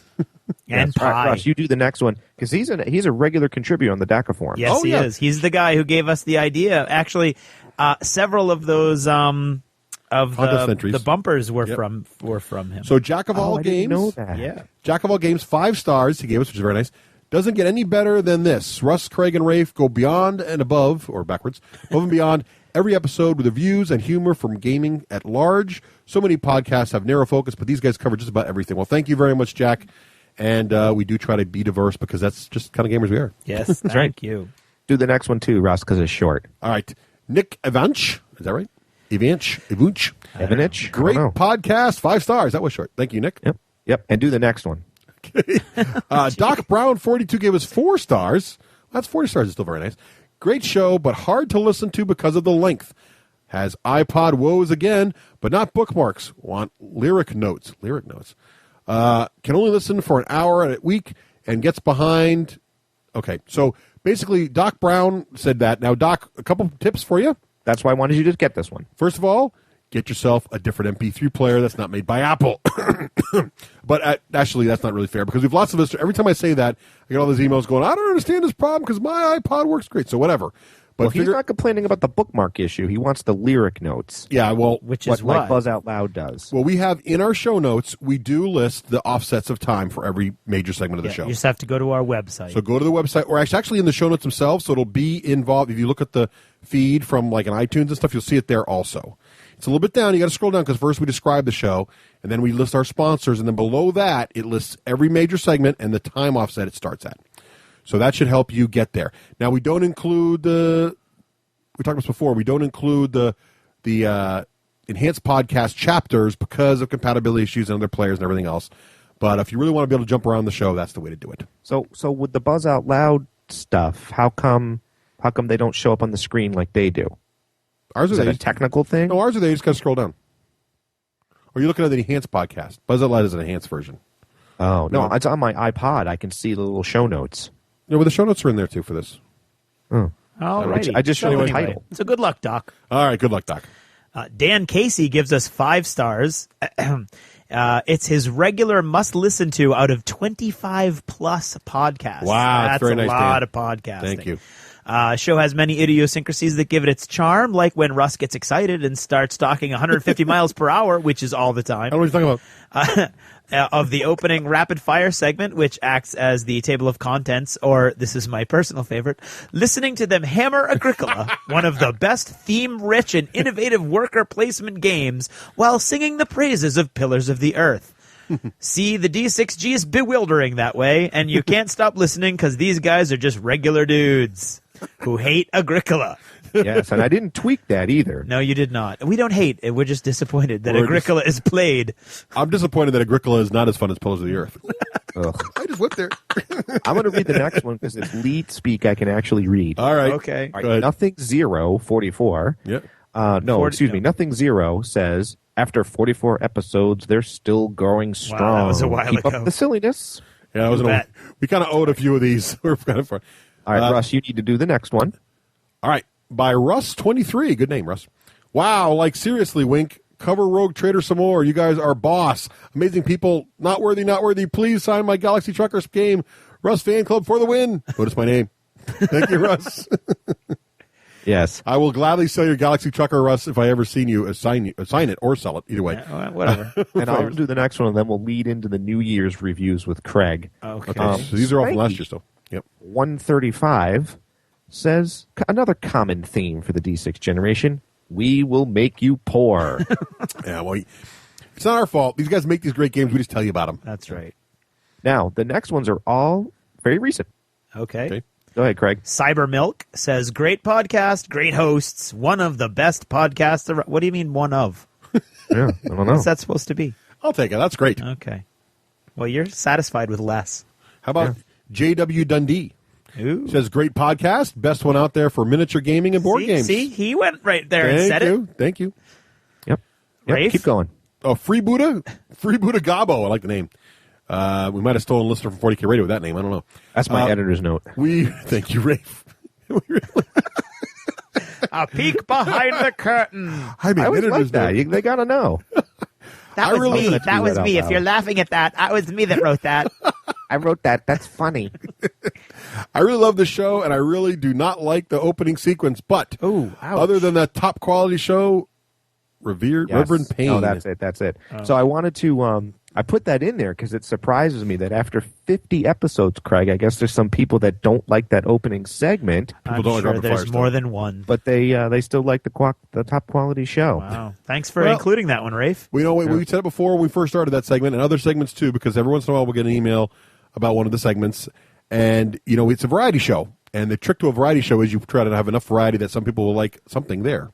So that's There you go. that's the plan. All right, this was one of my favorite ones. Reverend Payne, another common theme. This podcast makes my wallet hurt. Yes, that's not why I put it in there. He never listened to a podcast before. Wow. Doesn't know how he found us.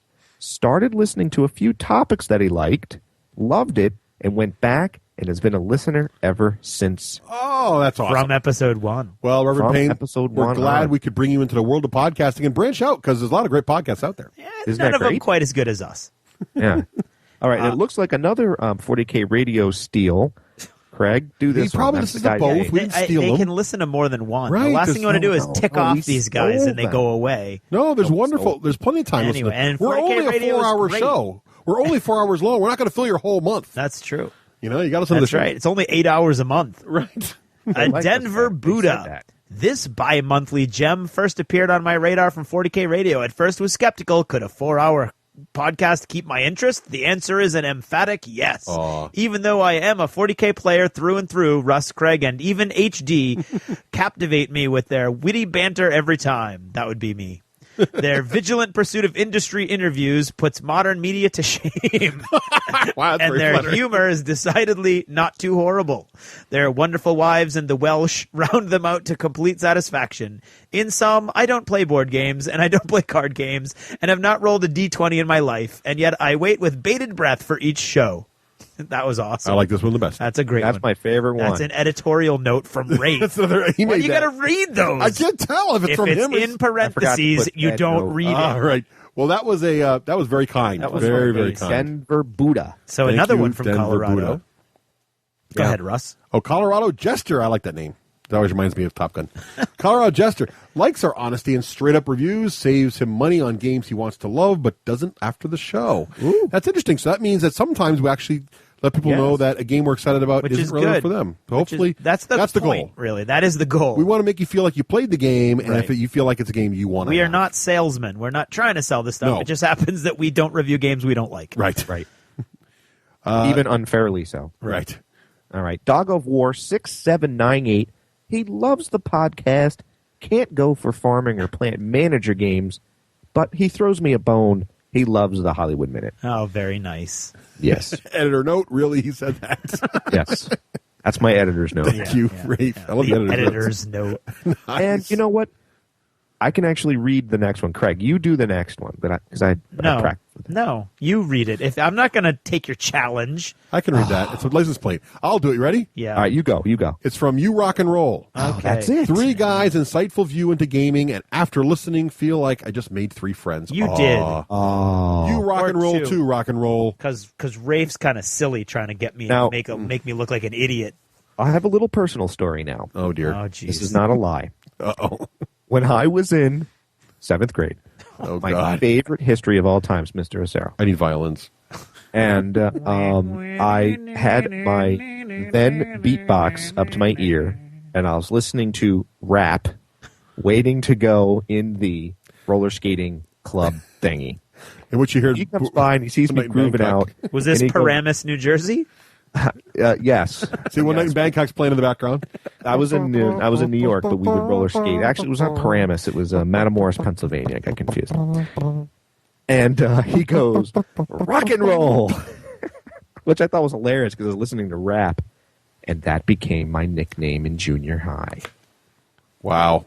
Uh-huh. That's That's almost as good as awesome Hollywood. story. Okay, moving right along. That's Sir, a minute and a half Miss, we'll never get back.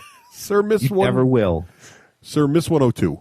Well, untaught. Miss 102. I don't even know what that says. I don't know what that one is. Sir Miss 1OT, whatever that is, says best board gaming podcast out there, makes you guys buy too many games or something like that. Yes. Makes you buy too many games. There you go. Thank you, Sir Miss One a lot or something. Alrighty.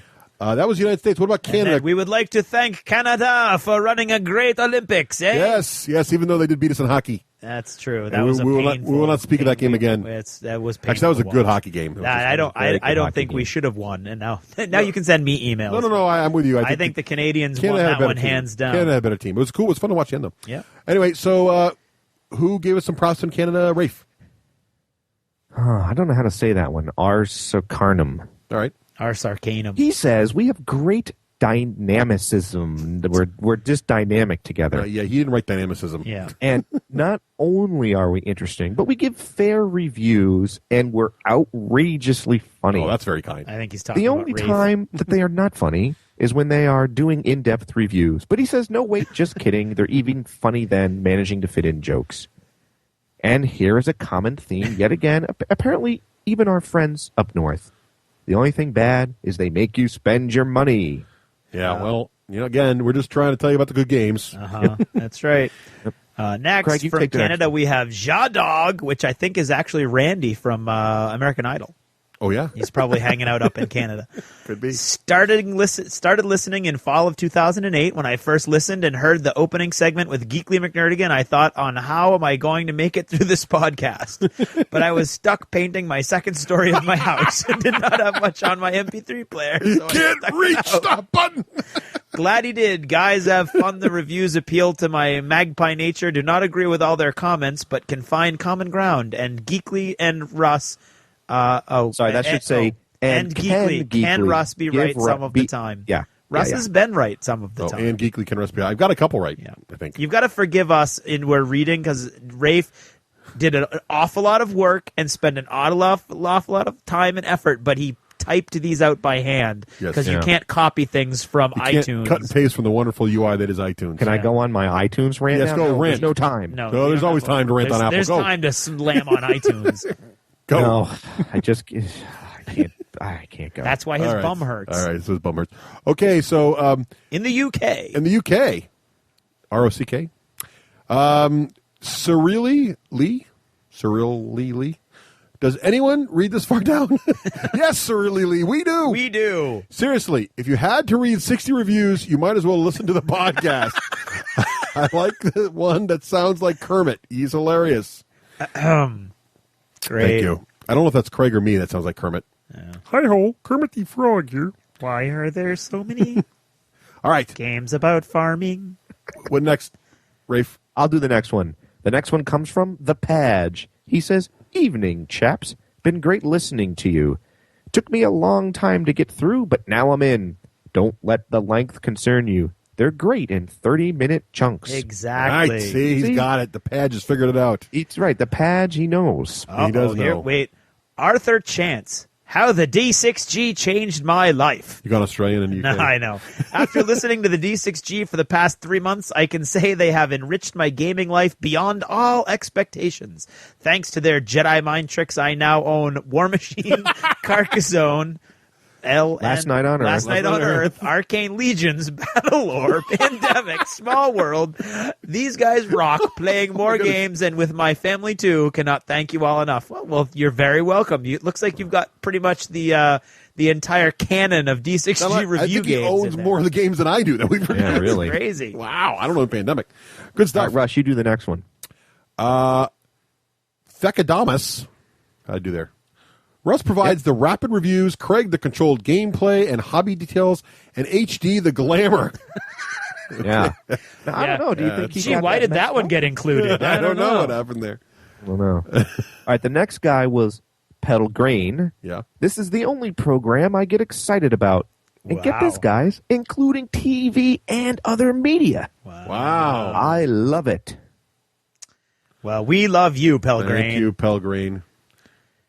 What about All right, Craig, you do the next one. all right. Dom9001. Does that mean that he can go like long periods of time without any danger, without any injuries on the factory floor? I don't know. I think it's a I variant think on a that's what Terminator. that means. True genius. Wow. That's Other very funny. podcasts are sweary and coarse, but these guys do not need to be. I love their friendly American banter.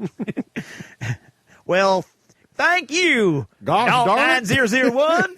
Boy, howdy. Keeps me I happy always think painting that's for funny hours. because, of course, we don't think we Right. have Best accents. wishes or from banter. England.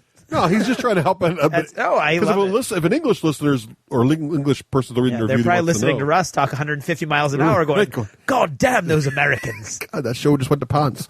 All right. Or when I create words like frivolity. There you go. What about Somerset Mike? Everything they review I want to buy, but Russ and Craig have to stop being too nice to Rafe. Oh, Yeah. My That's editor's note on that one says, what the? yeah.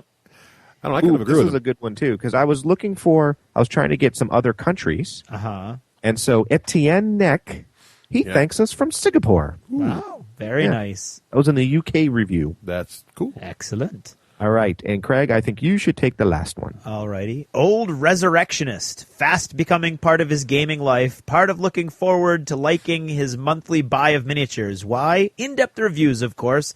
Chaos in the Old World was spot on. The not too horrible humor, yes, but it is more introspective parts of the Hollywood Minute and Did You Ever Notice that is the jewel of the D6 crown. Wow. Oh, that's Thank nice. you. What a way to end. That is a great way That's to end. great. And I did. I wanted to show some Australia love and some New Zealand love, which, by the way, as Russ has explained before, we know they're not the same place, but under iTunes, they're in the same place. The last one was August 2009. Oh, guys. And I thought I would try to, I don't know, I just picked India and China, maybe places where they're... Where Nobody there might be in written India English. is listening Well, nobody to in us? China. We're probably banned in China. They probably can't. Yeah, hear us. probably. There was no India, no China. We didn't even appear at all. Yeah. Wow. Oh, well. And I couldn't find Germany, by the way. Deutschland. D. Oh. Yep.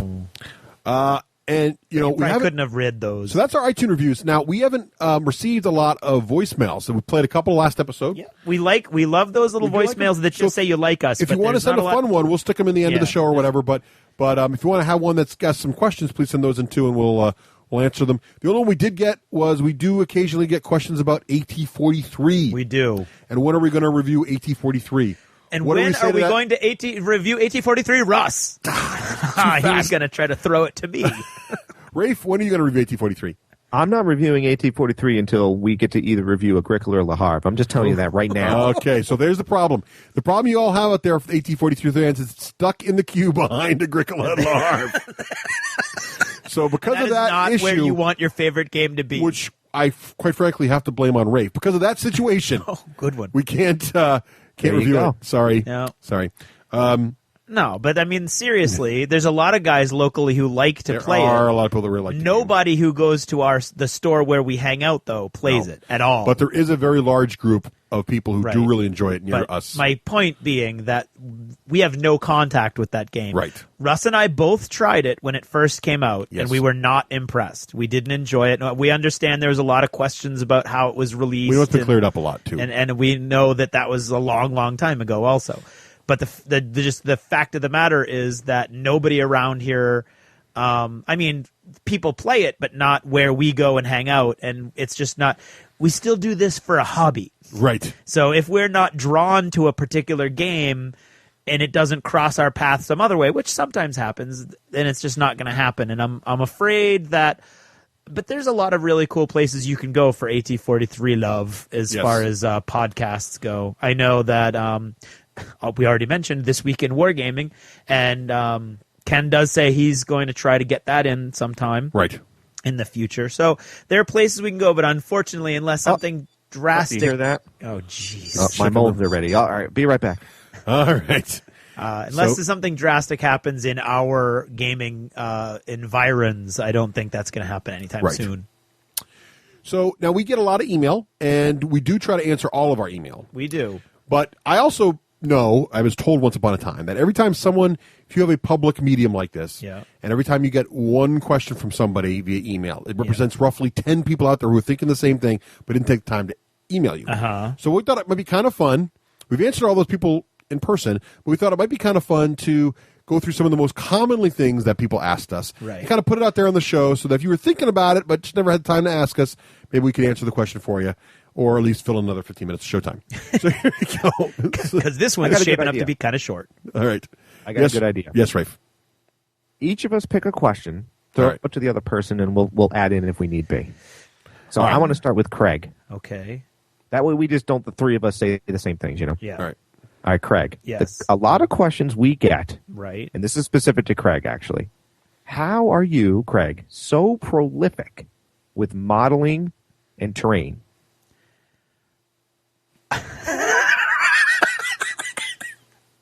Okay. I don't think that was a very silly question. I don't understand the problem. Russ is wearing his headset like a Geordie LaForge visor. And so that threw me off a little bit as he was staring at me through the mesh of his I don't know what you're talking about. How am I so prolific? Well, my wife is very forgiving and understanding, and I do think I paint relatively quickly. Very quickly. Comparatively Very, speaking. very quickly. I've mastered in my life in general. I'm very active but very lazy at the same time because I want to do so many different things. So I've pretty much in any organization I've ever worked in, I was the guy that eventually everybody went to say, okay, we have to do A, B, and C, but how can we make it 20 times quicker? And I'd be like, well, you can just cut corners here and cut corners there, and you can cut this corner, and that corner doesn't look important. And that's just, so over time, my technique for painting and building scenery has evolved to the point where I've really got it down where my models are not going to win Golden Demon anymore, sadly. But I'm satisfied with a slightly less polished look. Yeah. And it's that. I mean, I have time carved out of each day that I do my painting and my modeling, and I just get a lot done because I try to focus. I waste a lot of good TV time is what happens because I watch TV while I'm doing it, and I'm not actually watching TV. It's just on there as white noise. So. I was about to say, true or false, Craig? Yes. You also are not addicted to any MMOs. Correct. True. You do not have PC gaming that you play PC games on. He plays no video games of any kind. You do not have Mass Effect that you get sucked into or BioShock. Right. True.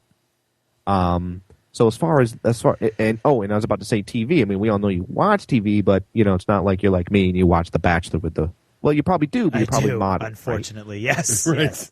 I do model to The Bachelor. That's when you model, when you have to watch the chick shows. I mean, obviously, we know you have other hobbies and whatnot, but right.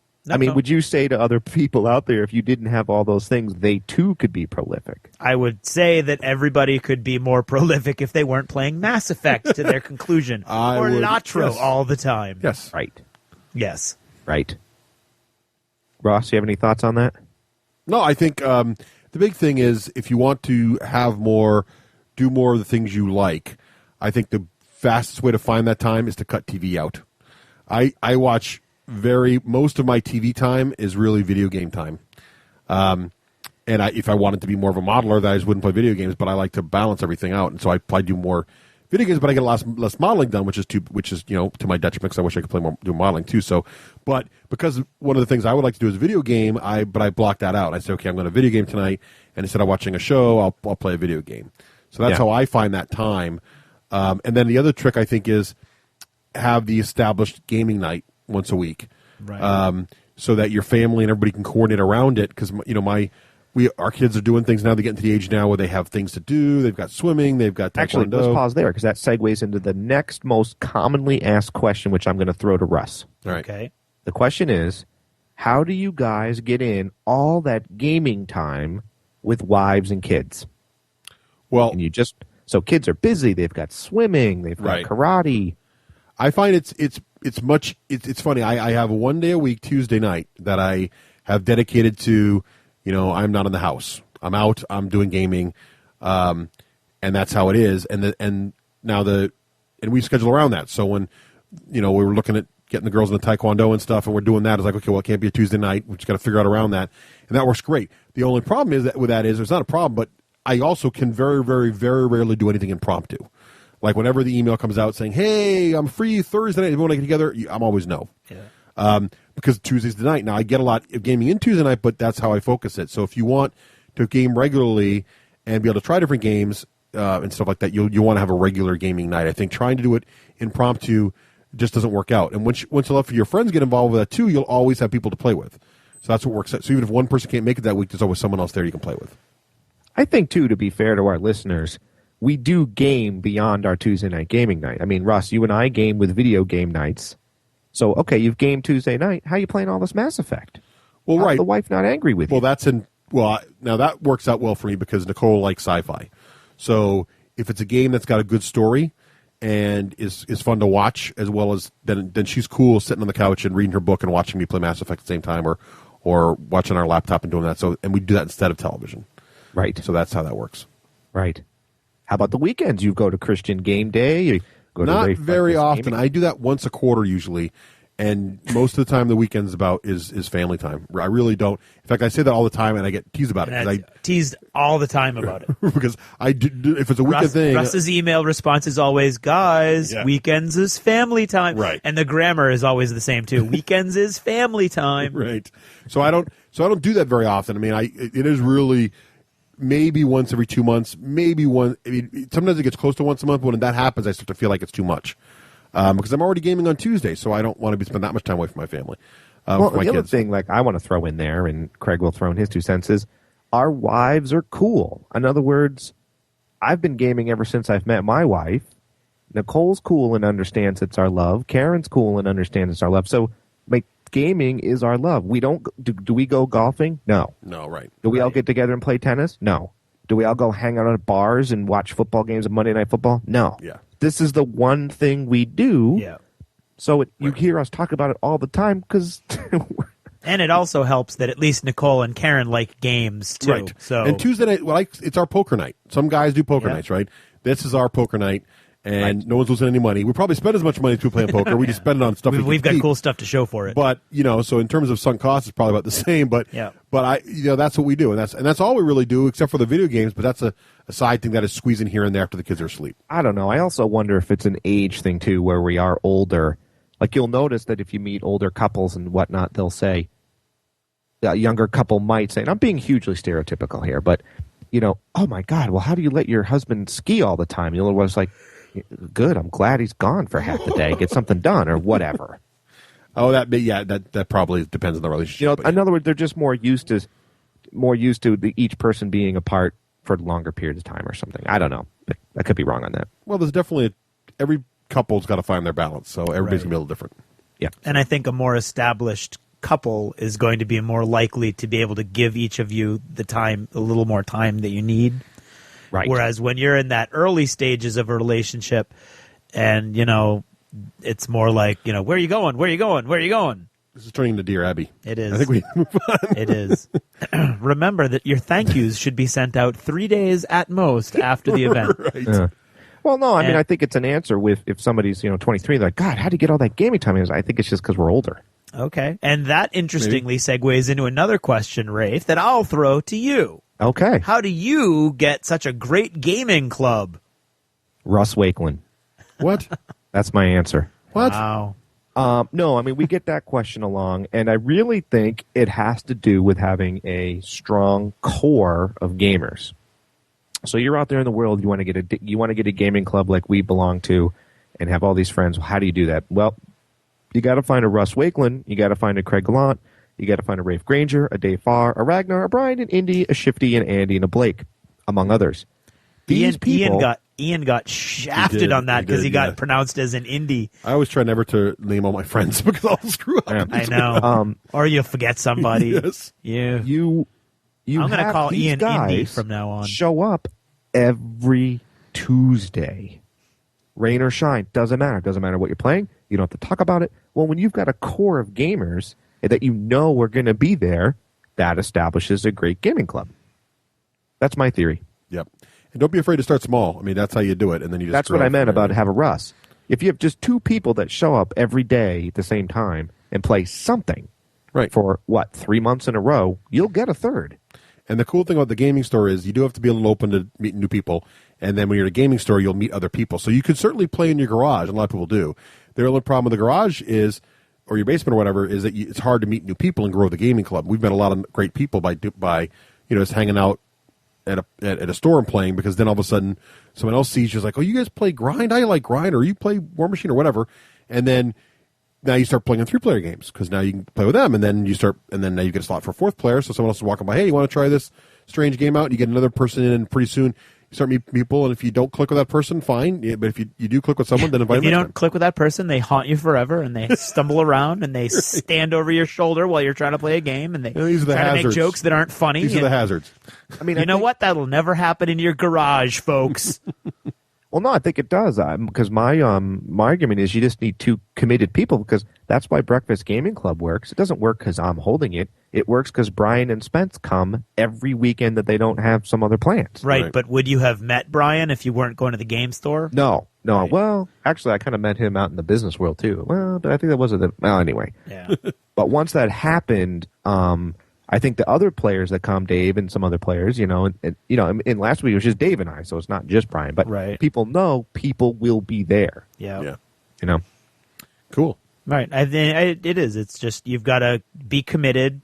I think it does help to go to a public place where you're going to meet other people, although sometimes I think we've reached critical mass and could easily go to a garage. But that's just me. Concur. And, so, I mean, go to a public place, you're going to be meeting other gamers, and it's consistency. It's consistency. Just like a good descent mold pour. Exactly. Jeez. Rafe has a new metaphor. Molding That's a while you simile, podcast. actually. All righty. All right. Any other good questions there, Rafe? No. That's Unless it? you guys want. Well, I do. I mean, I am still getting a lot of feedback about the books, and so what I thought very quickly, I would share with you just one shelf of the pub. Okay, and unfortunately, because Goodreads messed up and reversed the alphabetical order of everything, it's a little difficult. So it's going to actually go from the back of my bookshelf forward a little bit. All right. So at the Z's, we have Roger Zelazny and the Amber series, which is actually from high school, but an awesome series of books about alternate realities and a noble family that kind of rules all the alternate realities, and really, really neat stuff. Timothy Zahn's Thrawn series, which is Star Wars, which is a really good little Star Wars trilogy. And he also has the Conquerors series, which is good, like spaceship combat and stuff like that. So Timothy Zahn for those. Jack White as a Camelot. It's Camelot Chronicles, which is a Camelot. Although it's kind of X-rated, it's got some sex scenes and stuff, which makes it awkward sometimes. And he has the Templar trilogy also, which is a really kind of cool, like True Blood. It kind of like that series, but there's these awkward moments that you're a little embarrassed to admit that you read them. Could be watching it with your mom or something. Exactly. Weird. The books don't have that though, so it's okay. I do have H.G. Wells' The Time Machine, which is a great little short story, nothing like the movie, by Joss Whedon. The Serenity Official Visual Companion, which is great and a must-have for anybody who's like running any kind of a role-playing game or whatever. And of course, I am a huge David Weber fanboy, so I have the Honor Harrington series. Yeah, those are good. The Empire of Man series, which is a really cool one where they're marching. I call it the March series because it's march up country and march to the sea and march to the stars and then we few, and it's a quadrilogy. There's the Fury books, which are awesome. Like, this woman is killed, and her consciousness goes into this fighter. It's really cool. Like she wants to. Yeah, it's really kick-ass. She becomes a living fighter. She does, I believe, or I could be totally making that up. Kind of like Andromeda. The Dahak series, which is actually my favorite David Weber books because it's a really cool sort of alternate reality, and the moon is actually a giant spaceship. So nothing wrong with that. Isn't that called a Death Star? No, it's bigger than the Death No Star. moon. Okay, that's no moon. And then he wrote the Starfire series, or co-wrote the Starfire series. Again, lots of cool spaceship battles and space opera. Lawrence Watt Evans has an awesome fantasy book called The Misenchanted Sword, which is this guy is trying to, he's caught behind enemy lines. He has no magic weapons. He's trying to get back to his side, and he stumbles across this hermit, and he forces the hermit to cast a spell on his sword so that he'll have a magic weapon to try to get past the enemy back to his home country. And the sword gets, the spell goes wrong, and it's cursed, and he can't get rid of it. And it's a very funny and really cool fantasy story. That sounds cool. Ooh. And then there's a bunch of other books in the series after that are not really connected to those characters, but in the same world with a single spell is one of those and a couple others. And I'm going to wrap it up right now with Harry Turtledove, who is my favorite alternate historical writer, who's got a bunch of dogs out there now. But he started out with this series called the Vitisos Cycle, which was an entire Roman legion, and everybody knows what a big fan I am of Rome, gets transported magically to this fantasy realm, and they have to survive in this fantasy empire where they basically are working as mercenaries because the guy's got to eat. Right. And that's cool. That's a great series. And then he has a bunch of really good anthologies. Departures and Kaleidoscope are the two of my favorites, and Kaleidoscope has my favorite short story ever, in which the premise is that there's a technology for moving matter that every civilization stumbles upon early in its technological development, like around the Napoleonic period. We should have stumbled upon it, but we didn't. Yep. So everybody else in the universe stumbles across this technology that can move matter from one point to another with like no inertia, and then they don't learn anything else because we learned the internal combustion engines, and so we developed all these other technologies. So we don't have space travel because it occurs in this time period that we're in, but all these other alien races. This one in particular is they look just like teddy bears. Right. And they come to invade Earth because when Ewoks attack. Exactly, but they've got these like steam. Just like their spaceships are just large airtight canisters that have those things. They don't have radar, they don't have radio, they don't have anything, and they show up and they've got black powder weapons, and they're like the kick-ass alien race of the entire universe, and they've defeated everybody, and they come to Earth like oh, we're gonna kick your butt too, and they land, and they're like there's a National Guard regiment around where they landed. And they landed on a college campus, and this one college professor goes like, "Hey guys, are you guys peaceful?" Boom! They shoot him with a black powder rifle, and then the National Guard light him up. So then the story goes on from there. It's really cool. I don't want to give away the ending and stuff, but teddy bears. It's teddy bears in space. And so How can you go wrong with that? Makes me think of Malifaux. There you go. It is a little bit Malifaux-y. And that's just a couple shelves from the pub. Well, one other little bit of feedback we got, one of the most feedback episodes we got was actually our last episode, where I wasn't there for that one. Rafe and I talked about our tech layers. Mm-hmm. So I wanted to respond to some of the great feedback we got on that and just clarify a couple things that, we may have misspoke on. One of them was... I didn't misspeak. Rafe claimed that God of War was coming to the Xbox 360. Correct. God of War is not coming to the Xbox 360. Correct. And I thought it was not coming when he said it, but I was like, well, he sounds so adorably certain. Right. So I didn't really want to... Again, with the teddy bear.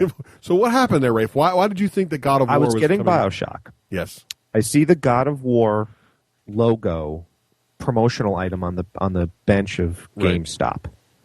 And at the bottom, it says PS3, PC, Xbox 360. On the God of War sign, no way.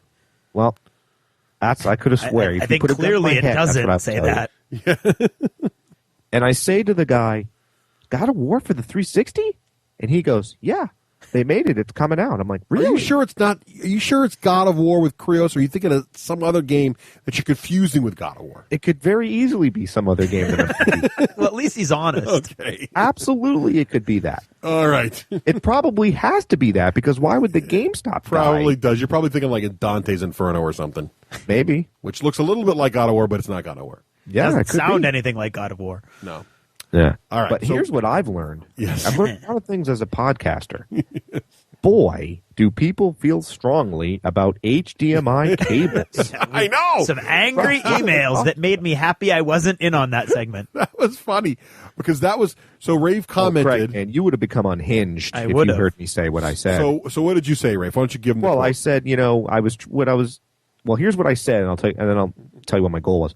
What I said was, go to Best Buy or something and get your HDMI cables. They cost $39.99. I think you said 50. Yeah, you might have said 50. $49.99, whatever they are. I think you said 50. In fact, I would put money on the fact that you said 50. Yeah, we had a lot of emails claiming you said 50. But anyway, no, I just listened to that segment. Oh, did you? Okay. 50, 50, 50. So anyway, so Sorry, I didn't mean to come across as one of those people. what's funny is yes, we know that you can get more affordable HDMI cables at around $10 or possibly less online. Right, Rafe? I had no idea. But but it was just interesting how vehemence. It's like you can't tell people that HDMI cables cost $60. They're only now it's 60. Wow. They're only $10 if you order them online. Don't go to Best Buy and buy monster cables. So now it depends how much of a video crazy guy you are, because of course, if you really want gold plated connectors and all that stuff, and I'm not saying you need that. That's why they're more expensive other things. But I agree. Right. I don't normally buy my cables there either. I normally go online to get them more affordably. Wow. Yeah. But yeah, I didn't think it was necessary to correct Rafe on that, but there you have it. There you have it. Well, my only goal to those out there that feel so strongly about their HDMI cable cost was I just didn't want people brand new to console gaming thinking they're going to go home and right. Because I would have thought that. I think it's money. Pretty, yeah. I think it's pretty crappy. I could put down $300 and not be able to use the thing I just bought. Well, you can plug it in through the regular cables, but you don't have an HDMI. And then what makes it worse is if you happen to be buying your console at a reasonable price at Best Buy, and you're like, oh yeah, just throw an HDMI cable on, they will charge you like $40, $50 for the thing. So you definitely you want to plan for that. So it's a good point. Yeah. Now, so does that cover your goal for cost estimates? Yes. What you're trying to cover there? But it was funny because we get people emailing us all the time when we make mistakes, and it's almost always like, "Hey guys, just want to let you know, blah blah blah blah blah." But this was like, "Raw, raw, raw, raw, raw." Right. It's kind of funny. I know. Now, the other one that was kind of funny was, of course, now I was actually surprised that we didn't get more of this, which is kind of happy to see, because I kind of think that the whole. I was talking to one of our listeners about this because one guy said, "Hey, you know what? I heard your segment about how much you like the 360, and you know what? I kind of like the PS3 better. It's got trophies. You talked about achievements. It's got this and that, and I like it."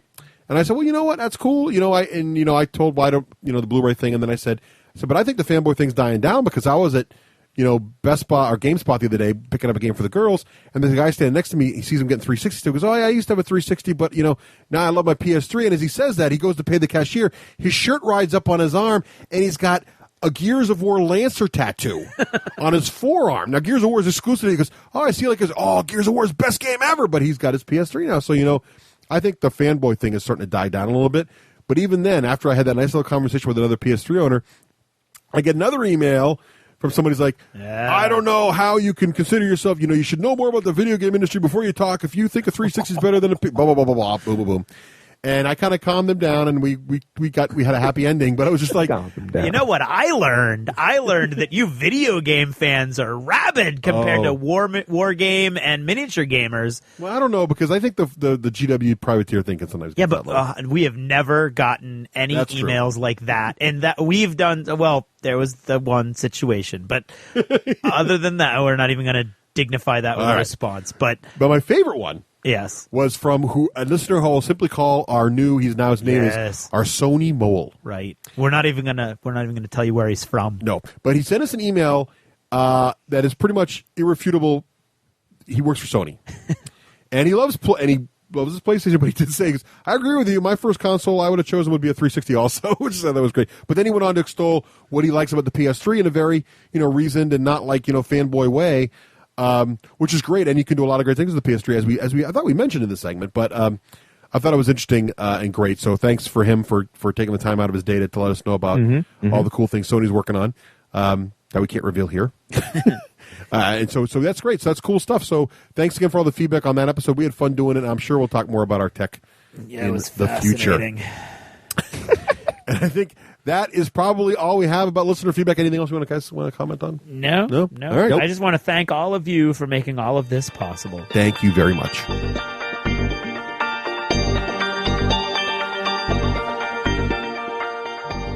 The D6 Generation Podcast. All of the mysteries of gamer culture revealed. The D6 Generation. Born to game.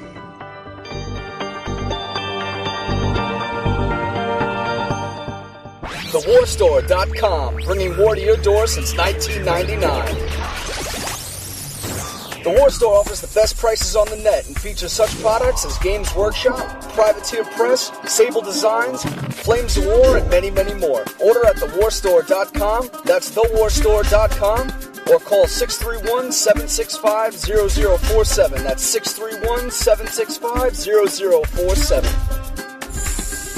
TheWarStore.com.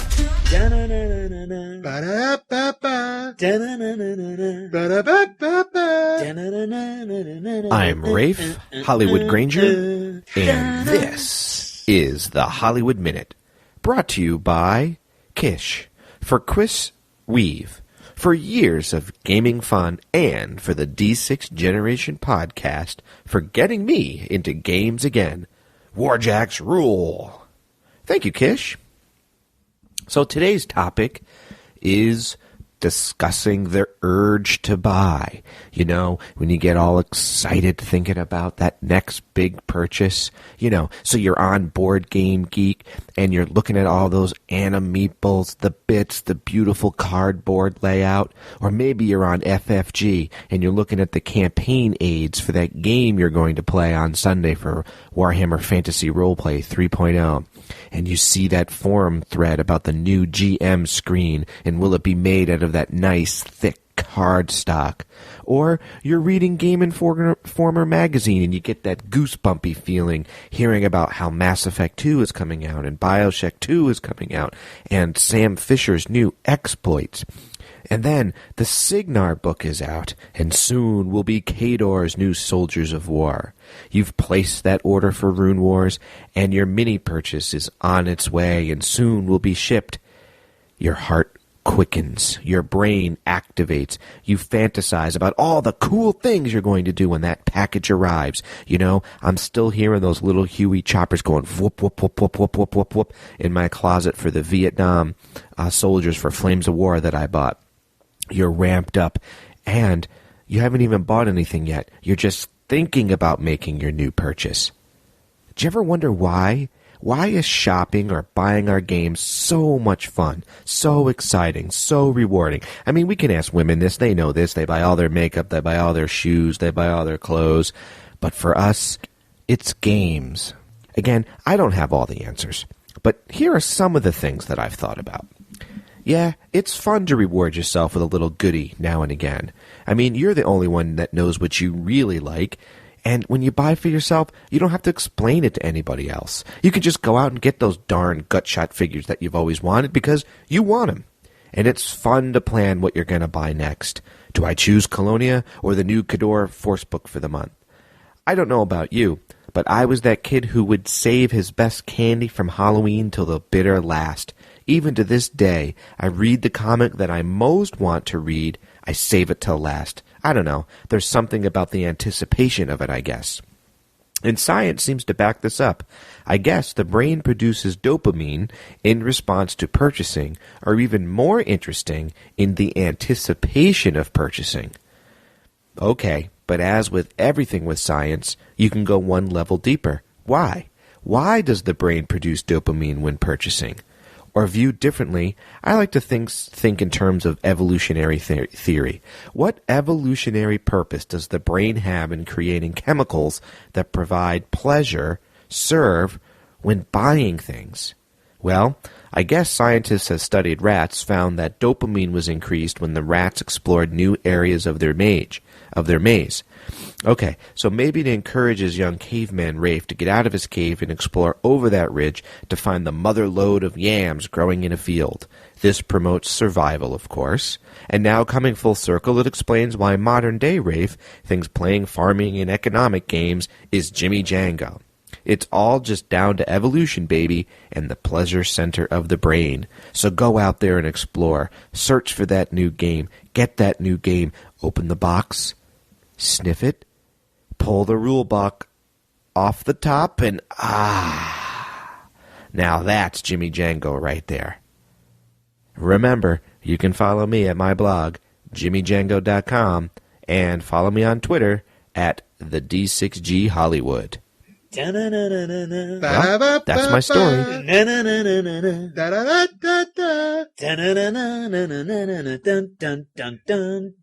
This RVR is going to be great. I can't wait to show this Chaos Scum the might of my Ironbreaker. Here I go. I've got him targeted. That Black Ark is moving way too fast. There's too many people on my screen for my ancient PC. Oh, no. I'm screen locked. Now I have to reboot. I'm just going to bed. Rafe, don't grip your pillow at night in PC frame rate paralysis. It's time to level up. Level up? I can't. My damn computer's too slow. That's the point, doofus. With a Doghouse System PC, you can have just what you need for the best in MMO play. Play your game at the highest settings, experiencing the very best frame rates available, and all at an affordable price. Now go back to sleep. When I wake up, I'm going to www.doghousesystems.com. It's time to get in the house and level up. This is Total Fangirl. Regular Jane most days, total fangirl when the moment strikes. Han shot first. Starbuck is a guy. And Lestat, now there's a vampire.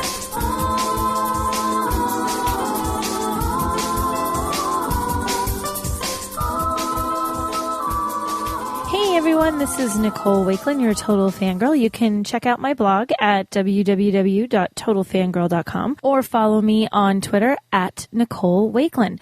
This week our shout out is from way down south. William from Louisiana would once again like to remind Tiffany that it's awesome being a geek. And apparently Tiffany can quote Star Wars better than he can and has a better knowledge of all things sci-fi and fantasy. So Tiffany, if you're listening, be proud of the fact that you can outquote him. That is just awesome with awesome sauce. Now, two things that I have to mention right off the bat. First, we got our badges to PAX East in the mail today. Woot! They are shiny and red and possess infinite power. Or at least the letter says they might. I'm sure they'll at least get me in the door, and that's really all that matters. I am so silly excited for this con. And the more they say about who's going to be there and what's going to be happening, the better it gets. I might even get a chance to play Star Wars Epic Duels with a bunch of people, so that's really cool. So short of a natural disaster, Russ and I will be geeking out the weekend of March 27th, and we hope to see some of our D6G listeners while we're there. Second, last night was Oscar night. Generally, I could care less, but this time I was super happy when I checked to see who won that morning, because you know what? Avatar did not win Best Picture. It won for some technical gobbledygook, which is as it should be, since the movie was a very pretty mess. Bad night for James Cameron, vindicating night for total fangirl. And since it was the Oscars, all anyone has been talking about for the last few weeks is movies. This will win. That movie will win. He should have been nominated, but wasn't. How could they nominate her? It was never ending. Now, I watch movies, but I am not a fan of the Oscars. It's a bunch of movie stars and movie makers all patting themselves on the back for being movie stars and movie makers. And it's treated with a degree of reverence that in my mind should be reserved for something really worthy. You know, like watching the 501st march down the street, or a complete collection of vintage Star Wars action figures still mint in packaging. You know, important, awe-inspiring stuff. So faced with all the self-congratulatory Hollywood schmaltz, I decided to see what was new on Netflix. I discovered there are way too many romantic comedies and a weirdly large amount of B-movie science fiction, the kind of stuff that scared the ever-living daylights out of me when I was a kid.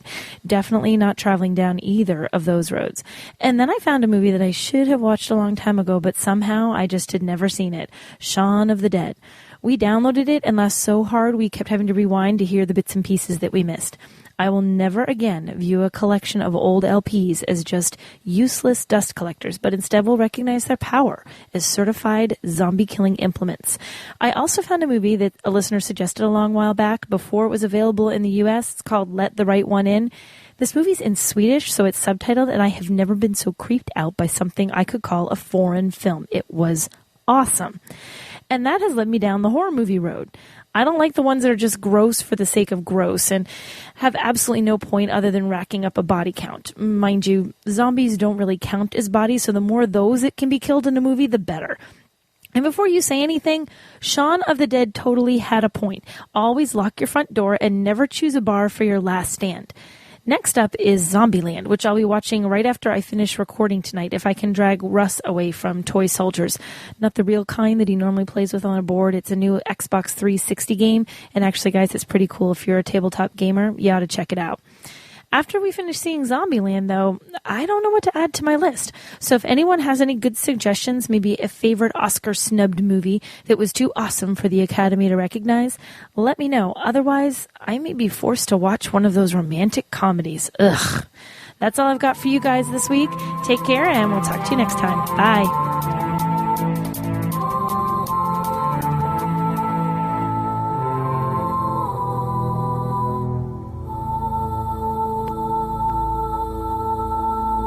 Need to add a big unit to your current force and don't feel like painting that many grunts? Or maybe you want to start a new army and really don't have time to paint it up. That's where paintedfigs.com can help. For over 4 years, their staff with over 20 years of experience in the industry have been providing gamers with high-quality, affordable paint jobs on miniatures for the most popular games, including Flames of War, Warhammer 40,000, Fantasy, War Machine, Hordes, and even a variety of board game pieces. Their full-service packages include the cost of the models themselves at wholesale prices, assembling, painting, and basing. And they now offer a super affordable dipping service starting as low as 99 cents per figure. Because they are able to get the models wholesale, you end up with a package appearing on your doorstep full of ready-to-play models at only a fraction over the retail price. That's why PaintedFigs.com is the official painting service of the D6 generation. Their name says what they do. PaintedFigs.com. High-quality miniature painting at the lowest rates on Earth. Even with shipping. Be sure to let them know the D6 generation sent you. Warning, warning, warning. This podcast is part of the Wargamers Radio Network. WRN. You have been warned. For more information, go to www.wargamerradio.com. Danger, danger, Will Robinson. Silence, you ninny. Worlds to conquer, foes to vanquish, violence to sow, and medieval crops to reap. The whole world of gaming at your fingertips. The D6 generation. Born to game.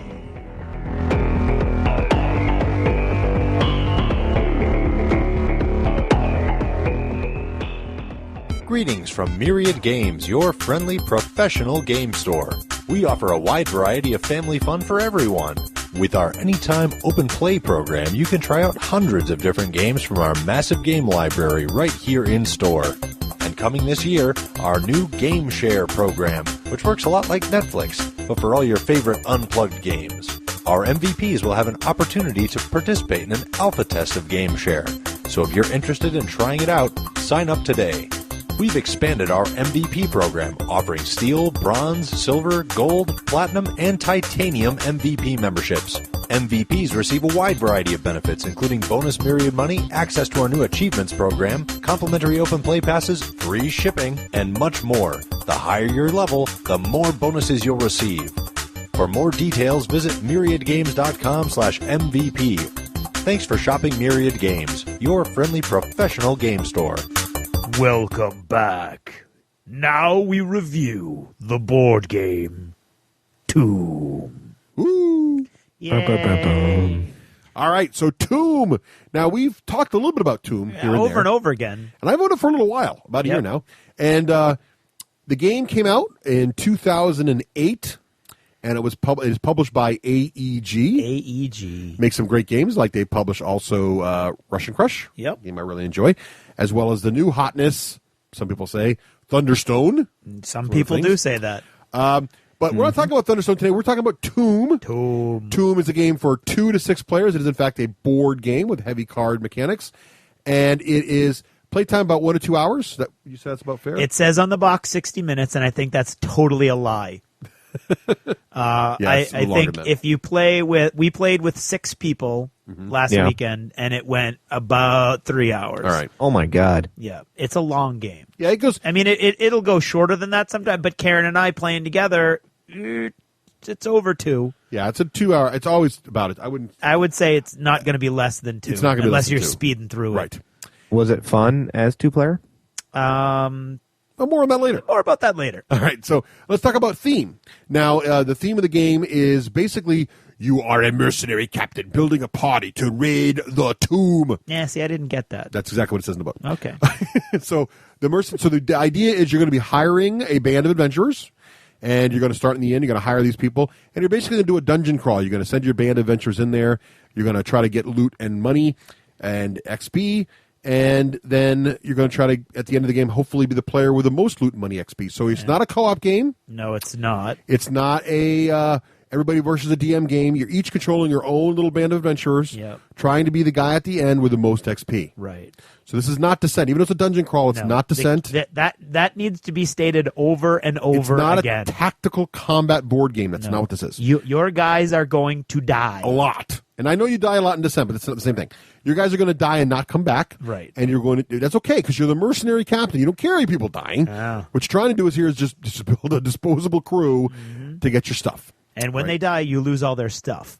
Yes, that's part of the strategy. Yeah.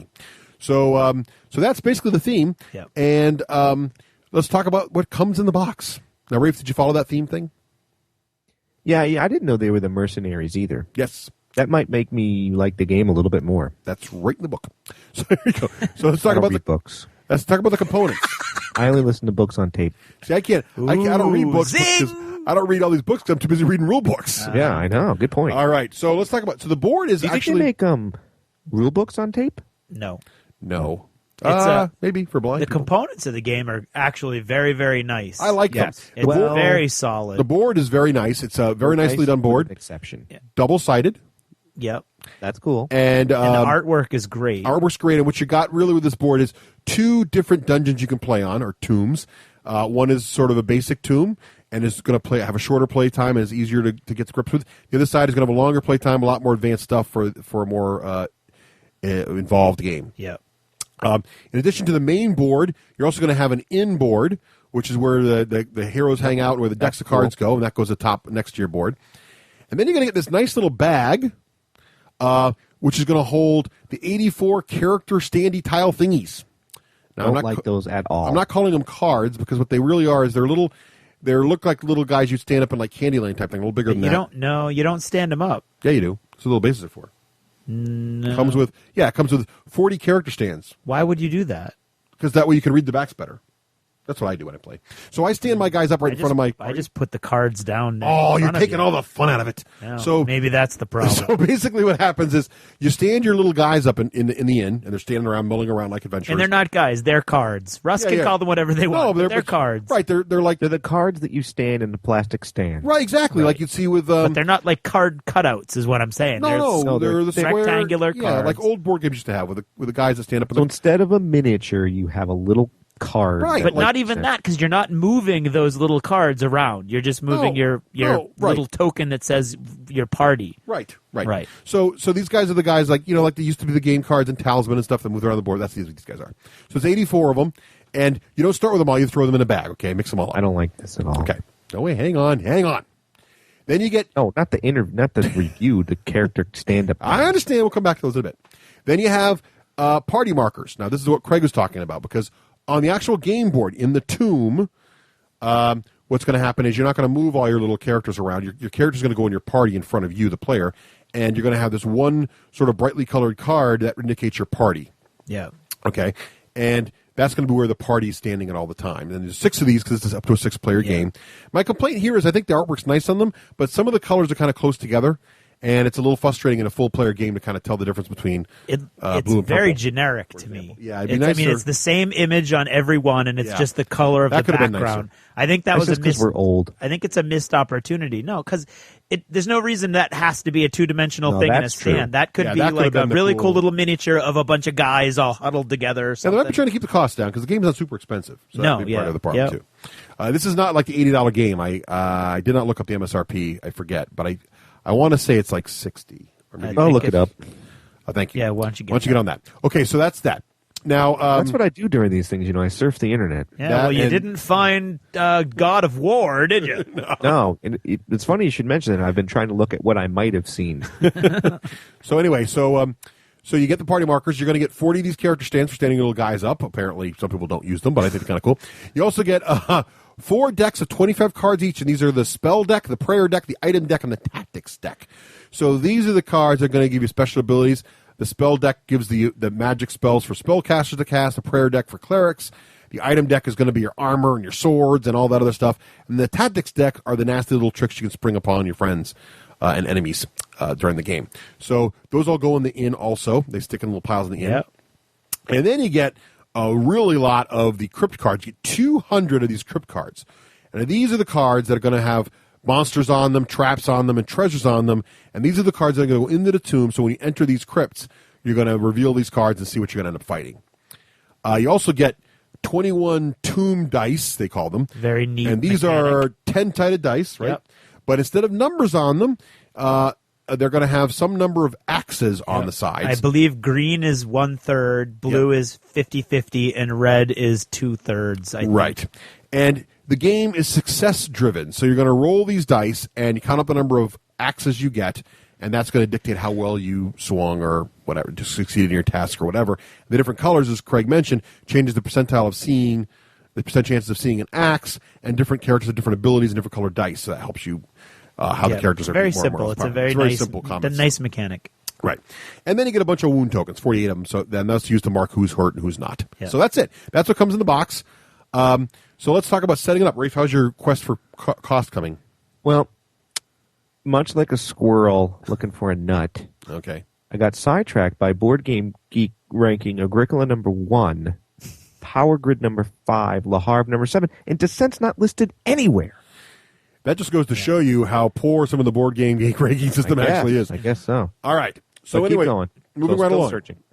Let's talk about setting it up. So what you're going to do is you're going to pick which side of the game board you're going to play on, whether you're going to play on the easy side or the more advanced side. Mm-hmm. And now when you look at the board, it's going to, how does the board look, Craig? How is it laid out? The board looks to me almost like a cemetery. It's tomb. I don't know about that. Full of crypts. Think of like it the catacombs under the Vatican. Right. Okay. I'll That's where think you're that. Anyway, You basically got a whole series of It's a grid, 1 inch square grid. And within that grid pattern, you have a series of catacombs that are probably, 6 inches by 3 inches or whatever. And each one of those has a little doorstep in front of it and a little number on that doorstep, which indicates how many cards are in that tomb. Right. And there's a whole bunch of them, and they start off easy. Towards the front, there's only 1s. And at the back, there's 4s and then 2 5s in the back corner. On the easy side, yes. So on the easy side. So that's where you're going to get the most treasure or monsters worth the XP for big killing fights, them. And probably. the big fights. Now, you're going to see this different. We're going to get into that in a second. So now the tomb's also inside each little crypt. So the tomb is the whole dungeon. Yeah. And this term's important because cards say only affects parties in the tomb. And then the crypt is each of these little crypts inside the tomb you're going to go into and try to fight something. And it's really nice artwork. There's all kinds of nice little details on the board and little skulls and skeletons scattered about. And there's a little more information in some of the crypts. We'll get to that in a bit. What's interesting about the game is there's no wandering monsters, okay? So you're just going to walk along, you're going to go to a tomb, and you're going to enter it, and you're going to fight whatever's in there. That's basically the whole thing. But there's also some party interaction. We'll get to that in a second. So now we've got our board picked. Now once we decide our board on, we're going to take the in board also. It's a separate board. Put it next to that board to show where the in's going to be. We're going to shuffle all those decks we talked about and put the spell decks, the prayer decks, the item decks, and the tactics decks all in these special little spots in the inn. And we're now going to get ready to see the tomb. So we're going to take all those crypt cards. We're going to shuffle them all up, all 200 of them. And then each player in the game is going to draw 3 of these crypt cards. It's sort of like the pre-game game. And we're going to figure out who player number 1 is by rolling some dice. Adds a lot of time to the gameplay, by the way. But what's interesting about this is this adds, it can be. It depends on how crafty your play group is. And player 1 is going to take 1 card out of their hand, and they're going to put it face down into one of the crypts. Okay? And then once I do that, I'm going to draw back to replenish my hand 1 card, and then the next player to my left will then go and take 1 card of their hand and put it in 1 crypt. So what's happening is, and you're going to go around the table until all the crypts are full. Let's not remember what Craig mentioned earlier. Some crypts have a card limit of 3, some have a card limit of 4, some have a card limit of 1, some have a card limit of 5, and it's written on the board there. And so once a crypt is up to its card limit, no more cards go in that crypt. And you're going to do this until all the crypts are full. Now, what's interesting about this step is, a little tactical tip here, is you're going to know some information about the cards in the crypts. And in fact, on the ones with only 1, you're going to know exactly what's in there. And if no one else puts anything else in your crypt by the time it gets back to your turn again, you can put a second card in that. So let's say it's a 2-card crypt, and I put a card in there to begin with. No one else puts a second card in there to put them other places. I can then put a second card in there and know exactly what's in that crypt. So I can go, if I am crafty, put 2 treasures in there. The only problem is if someone sees me do that, they might come get it. But then if I see them see me do that, I might put a monster in there. So like this whole little metagame going on in the setup phase.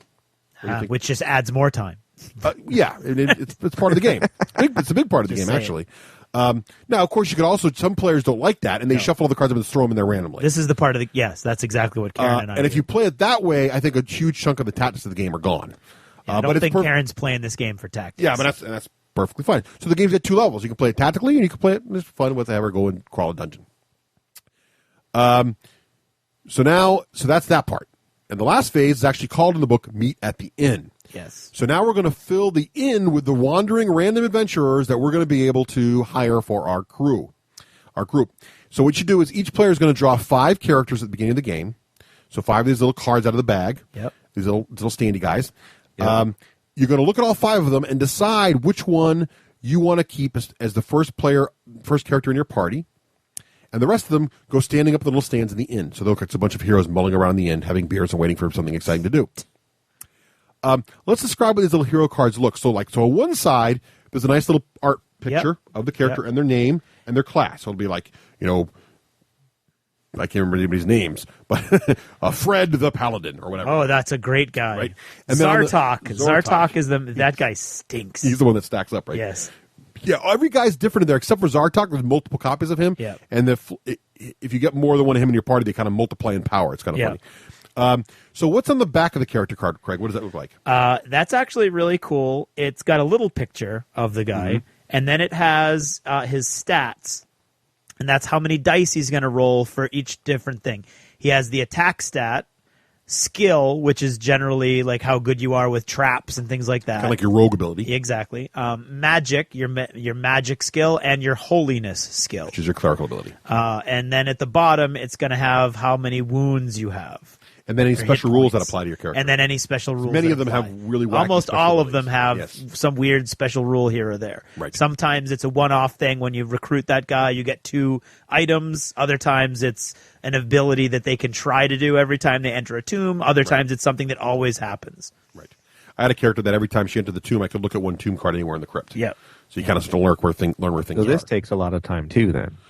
Yeah. The big time sink I think in the game is getting to know the characters is the players looking at the characters, the initial 5 characters they get, and who they're going to take, and then after that, the 4 you don't take go into the inn, and so now the inn, if you've got a 6-player game, the inn is now full with 6 30. times 4, 30 people to go through. 6 times 5, 30. No, because you've taken one home.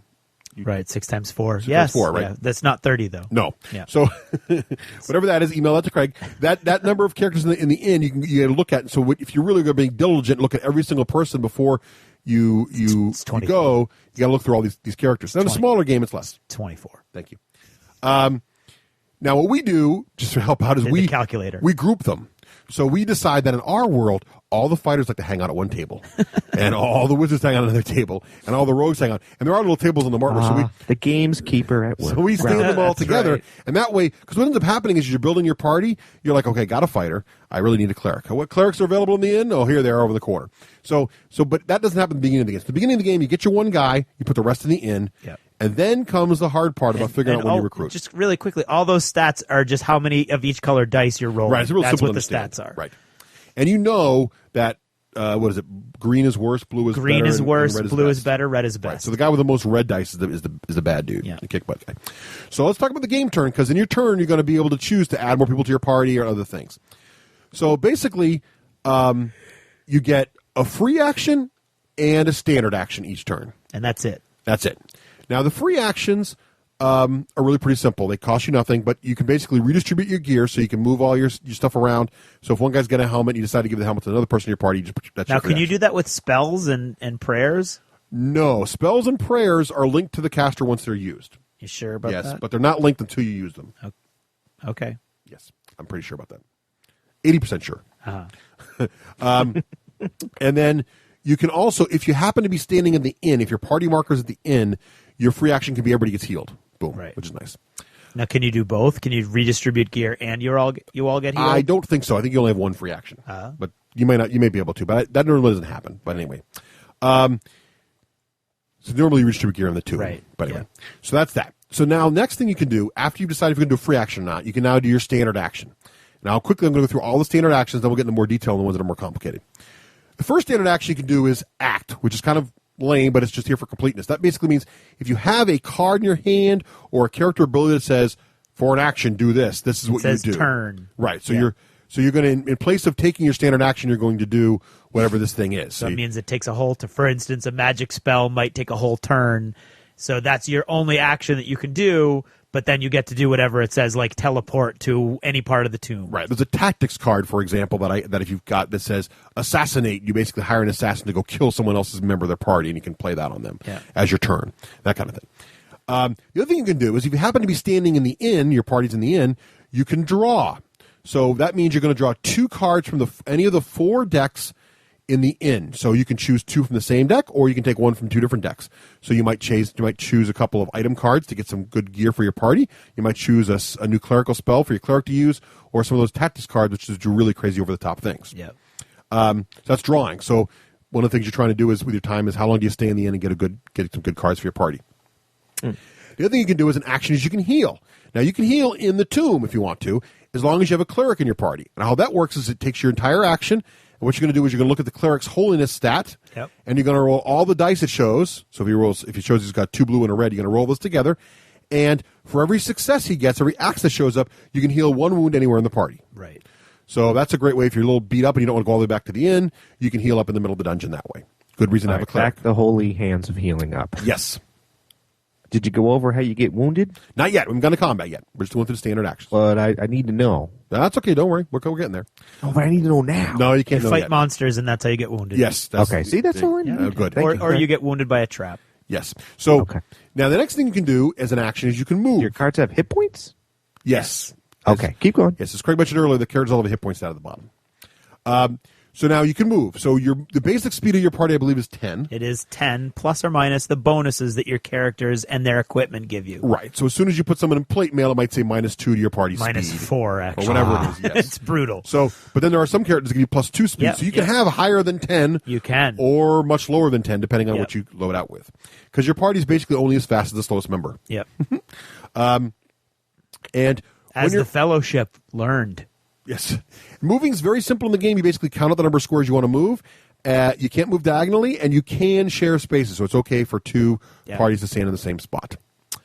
Now, another thing you can do is your action, and this doesn't get used very often when we play, but it should be used more, is you can pickpocket. Yeah. So how this works is if you have a rogue in your party, that rogue can pickpocket from any other party that's within your normal movement range of your party. So if my speed is 10 and Craig's party is 9 spaces away from me, I can say my rogue is going to attempt to steal your whatever item you've got face up in front of your party. I'm going to try to steal that guy's helmet. And what happens is the fluff is my rogue sneaks off and tries to do that, and I'm going to roll my rogue skill, and Craig, which on my rogue's card it says skill and shows the dice I'm going to roll. I grab that pool, and then Craig's going to pick any member of his party to try to detect the rogue coming and deal with the foe. So he's going to pick probably his person who's got the best skill chance in his party. And again, as you're hearing me talk, so remember, the cleric's good if he's got a holiness roll. The rogues are good with skill checks. As you're building your parties, you're going to try to get a good combination of different abilities. You want someone who's got good fighting, someone who's got good skill, and it's a weird name. It's called skill, but it's a skill or ability. And then you want someone with some holiness as well to heal things also. So I'm going to roll my dice. Craig's going to roll his. This is called an opposed skill check. We roll them together. I add up all my axes. He adds up all of his axes. Yeah. If the number's equal, then I'm repelled. If Craig beats me, I'm also repelled, and I take that much damage and however many axes he beat me by. So I put that many wound counters on my character. Mm-hmm. And if I beat him, I take the object. Right. That's all there is to it. Okay. So bam, done. Got it. And now I might be wounded, Rafe, to answer your question earlier, so maybe I need the cleric. So basically the fluff is he hits me once with my sword and gets me to get out of here, and I run away, or if he kills me, my stuff goes back to my party, believe it or not. Oh, so really? That's the good news. Yeah. No, I think the attack gets it back. I think so. Really? Let's look that up. It's in the book. It's very clear. I can't remember now. Huh. But someone gets his stuff. But you definitely don't pick his pocket. Now, also, there is recruit. Now, this is the one you're going to do a lot of. If you're in the inn, your action could be to basically draft one of the people in the inn into your party. So this is one of the big parts of the game because you go on and look at all those guys, and in the very beginning of the game, it does take a while to learn who's available in the inn. Once you get them all in there, though, and know them, it speeds up quite a bit because as soon as everybody's got a decent-sized party, what's available in the inn gets smaller, right? So if all the 6 players had a full 5-man party, then, of course, the inn's empty. But oftentimes, players don't recruit a full party. 5 is the maximum, although some exceptions to that. But what you can do, of course, is say, okay, I'm going to only recruit 2 guys, and I'm running to the inn because remember when I seeded that dungeon? I happen to know that one of the crypts over there only has treasures in it. So if I'm the first guy to run in there and grab it, I can get a nice little lead off on people and get a really good treasure. So I might only grab 1 or 2 guys and run off the dungeon to do that. The downside of that is that someone could try to steal from me before I have a guy with good skill to stop it, or I've wasted time. Now I got to go back to the inn and either recruit, or I'm going to risk another crypt I don't know about with a not full party. So that's some of the decisions you've got to make. So to recruit, all you do is you're in the inn, you say, I'm going to recruit for my action, I'm going to take this guy from the inn and put him in my party, boom, done. And what I do when I play is, the guys in the inn are all standing around the tables, and the guys in my party are standing in front of me, their pictures looking at my foe menacingly, and their backs facing me so I can read all the stats. Uh-huh. What's also nice is when we get to combat, you can knock guys down who've already activated that turn and remember who's already gone and who hasn't. Oh, that's good. So that's that part. So then the other thing you can do is return to the inn. So one option, of course, is when you do your move action, you just walk back to the inn. Or for your full action, you could say, I'm going to teleport back to the inn no matter where I am in the dungeon. So that's nice if you're trying to get back, you're badly wounded, or you need to go back to bank some treasure, more on that later, or whatever, you can just go back as your action. And finally, the big action, the last action type is to raid. And this is where you get hurt. To raid. And how that works basically is if you start your turn standing on the entrance to a crypt. He said to love. So if you're standing right on the entrance witch. to the crypt. I'm the witch of your wife. Oh, man. All right, get it out of your systems. Go ahead. Princess Bride, 30 I seconds. think we're Go. done. All right. We're done. All right, so when you're going to enter a crypt, you have to start standing on it. So if you spend your turn, is Inigo Montoya. No, that's just reaching. do you want to? Okay, so if you move to the entrance of the crypt, you can't raid at that turn. You have to start your turn at the entrance, and then you spend your turn raiding it. Now, what's kind of fun about this is there's actually a spell in the game called Hold Portal where you can actually lock the crypt door on someone else and make them waste a turn trying to get in there, which is kind of funny.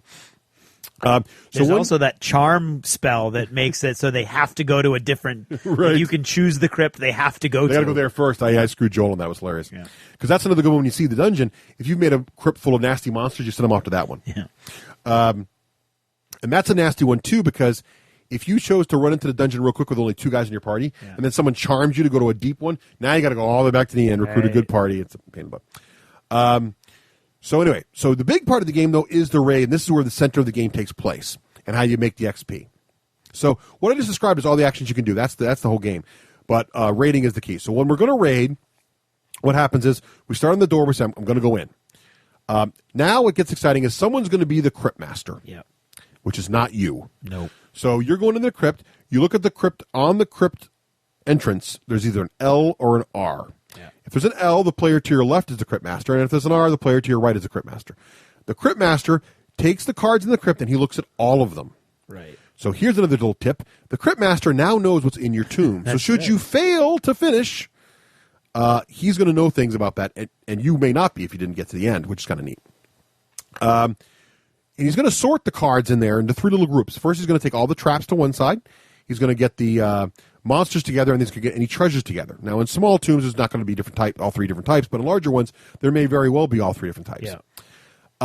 So first of all, if there's any traps, they're going to be resolved one at a time. And you don't show those to the player playing either. No. So how does the trap work, Greg? The trap's going to have 3 things written on it.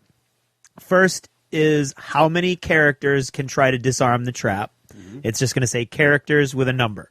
Usually it's characters 1. And then it's going to say the skill or the ability that's used to try to disarm the trap, and the number they have to get, the target number, the TN, they have to get to successfully disarm the trap. Right. And then finally, what happens if they don't? Right.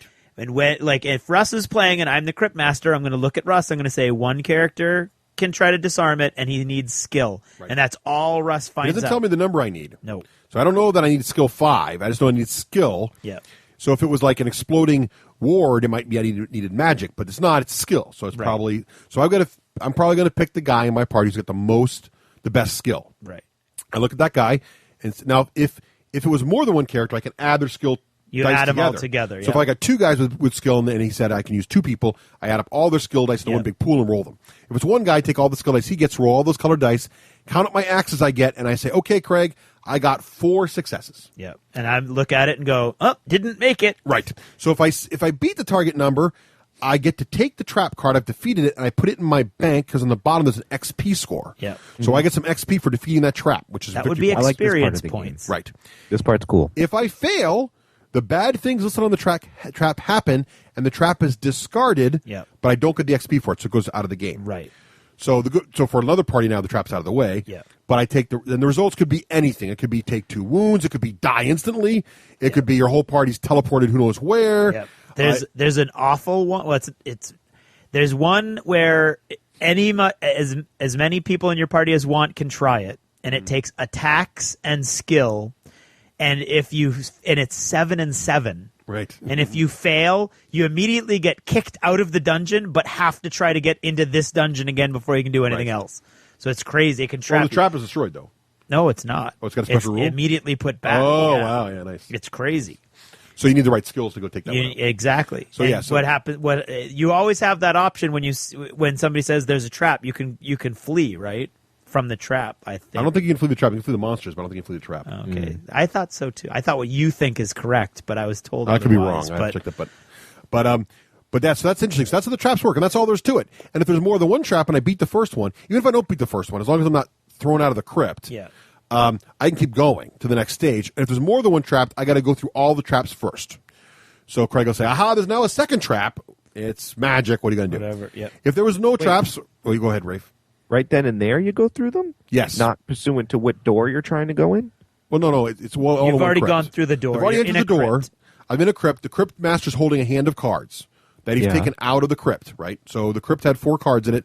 Craig takes all 4 cards. Oh, okay, that's right. They're separated into each crypt. And the crypts are within the tomb. Right, exactly. So Okay. so each crypt's got some number of cards in it, and if there's enough cards in the crypt, that might mean that he's got a hand of cards that includes more than one trap. Okay, Maybe no traps. First thing I'll say, is there any traps? I was getting confused thinking crypt and tomb were synonymous. No, they're not. That's important to remember. That's actually an important distinction. And they're game terms, because there's certain spells that affect a crypt and certain things that affect the tomb and blah, blah, blah. That's why I'm here, folks. That's right. So once we get through all the traps, success or fail, we can now move on to the monster phase. So what happens now is, unlike traps, Craig now whips out all the monsters and puts them down face up. That's right. For the whole table to see. Everybody sees this. So here we go. There's a bunch of monsters. The giant flying thing. And there's a guy with fangs. Blah, blah, blah. Now, if he's got any cards left, that tells us that those are treasures, because they're not out yet. So now we know the monsters are guarding something. Yeah. There's no treasures left. We know there's monsters. But that's all good, because monsters also have in the corner, like traps, experience points. Yeah. So killing monsters is good because it gives you XP, which is what you need to win the game. So here you go. We're going to fight the monsters. How this works is basically the crypt master lines up all the monsters, and the player's got his heroes ready to go. He's standing there.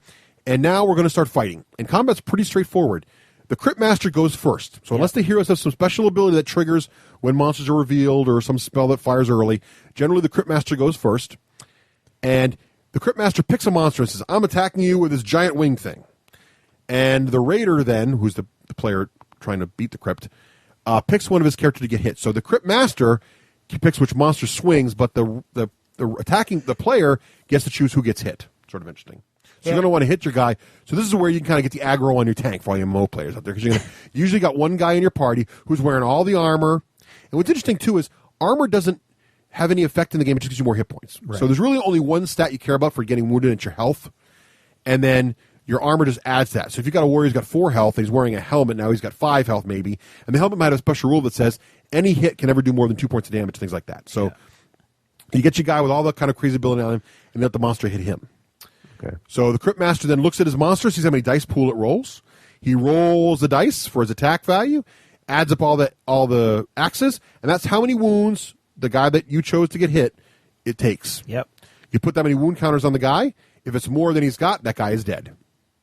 He is then removed from the game. He's dead. He goes in the dead pile. His items are lost. Anything he's carrying is lost. And as soon as someone dies anywhere in the dungeon, an angel gets its wings and a new hero enters the inn. Okay? So immediately you reach into the inn, the thing, and all of a sudden someone walks to the door and goes, oh, I feel like someone's needed. And he walks into the inn. So there's always same number of heroes at the starting of the game in the game someplace. So now you got to go back and recruit a new guy because you just lost your great warrior or whatever. So that's what happens. So the monster attacks. He may or may not do enough to kill the hero. Now it's the raider party's turn. So now what I'll normally do is turn the monster card sideways to remember that monster's attacked. And now the raiding hero picks a hero from his party to attack the monster. But here's the fun thing. The attacker, the player, the guy raiding the crypt, gets to pick the character who's going to swing and the monster he's attacking. So he gets full control over who swings and what they hit. He rolls his attack dice, adds up all the axes he gets, and puts that many wounds on the monster. If it's enough to kill the monster, because the monster's got a wound stat, the monster is dead, and the attacking player gets that monster into his bank pile of XP he's won for the game. He can't lose that, I don't think. Nope. There might be a special spell in one of the expansions. There are spells that you can use those monsters, because I've done that. Yeah, but so they're there. And then now we rinse and repeat. So the Crypt Master goes, attacks the hero once, he taps that monster. Now the raiding player goes, he attacks the monsters back, and then after that hero is attacked, I usually knock him down to remind myself he's already gone. And we go back and forth until all of our guys have gone. If I've run out of monsters and there's still heroes left, all the heroes get to also swing. Right. And then once everybody in both groups has swung once, the party now has the option to run away.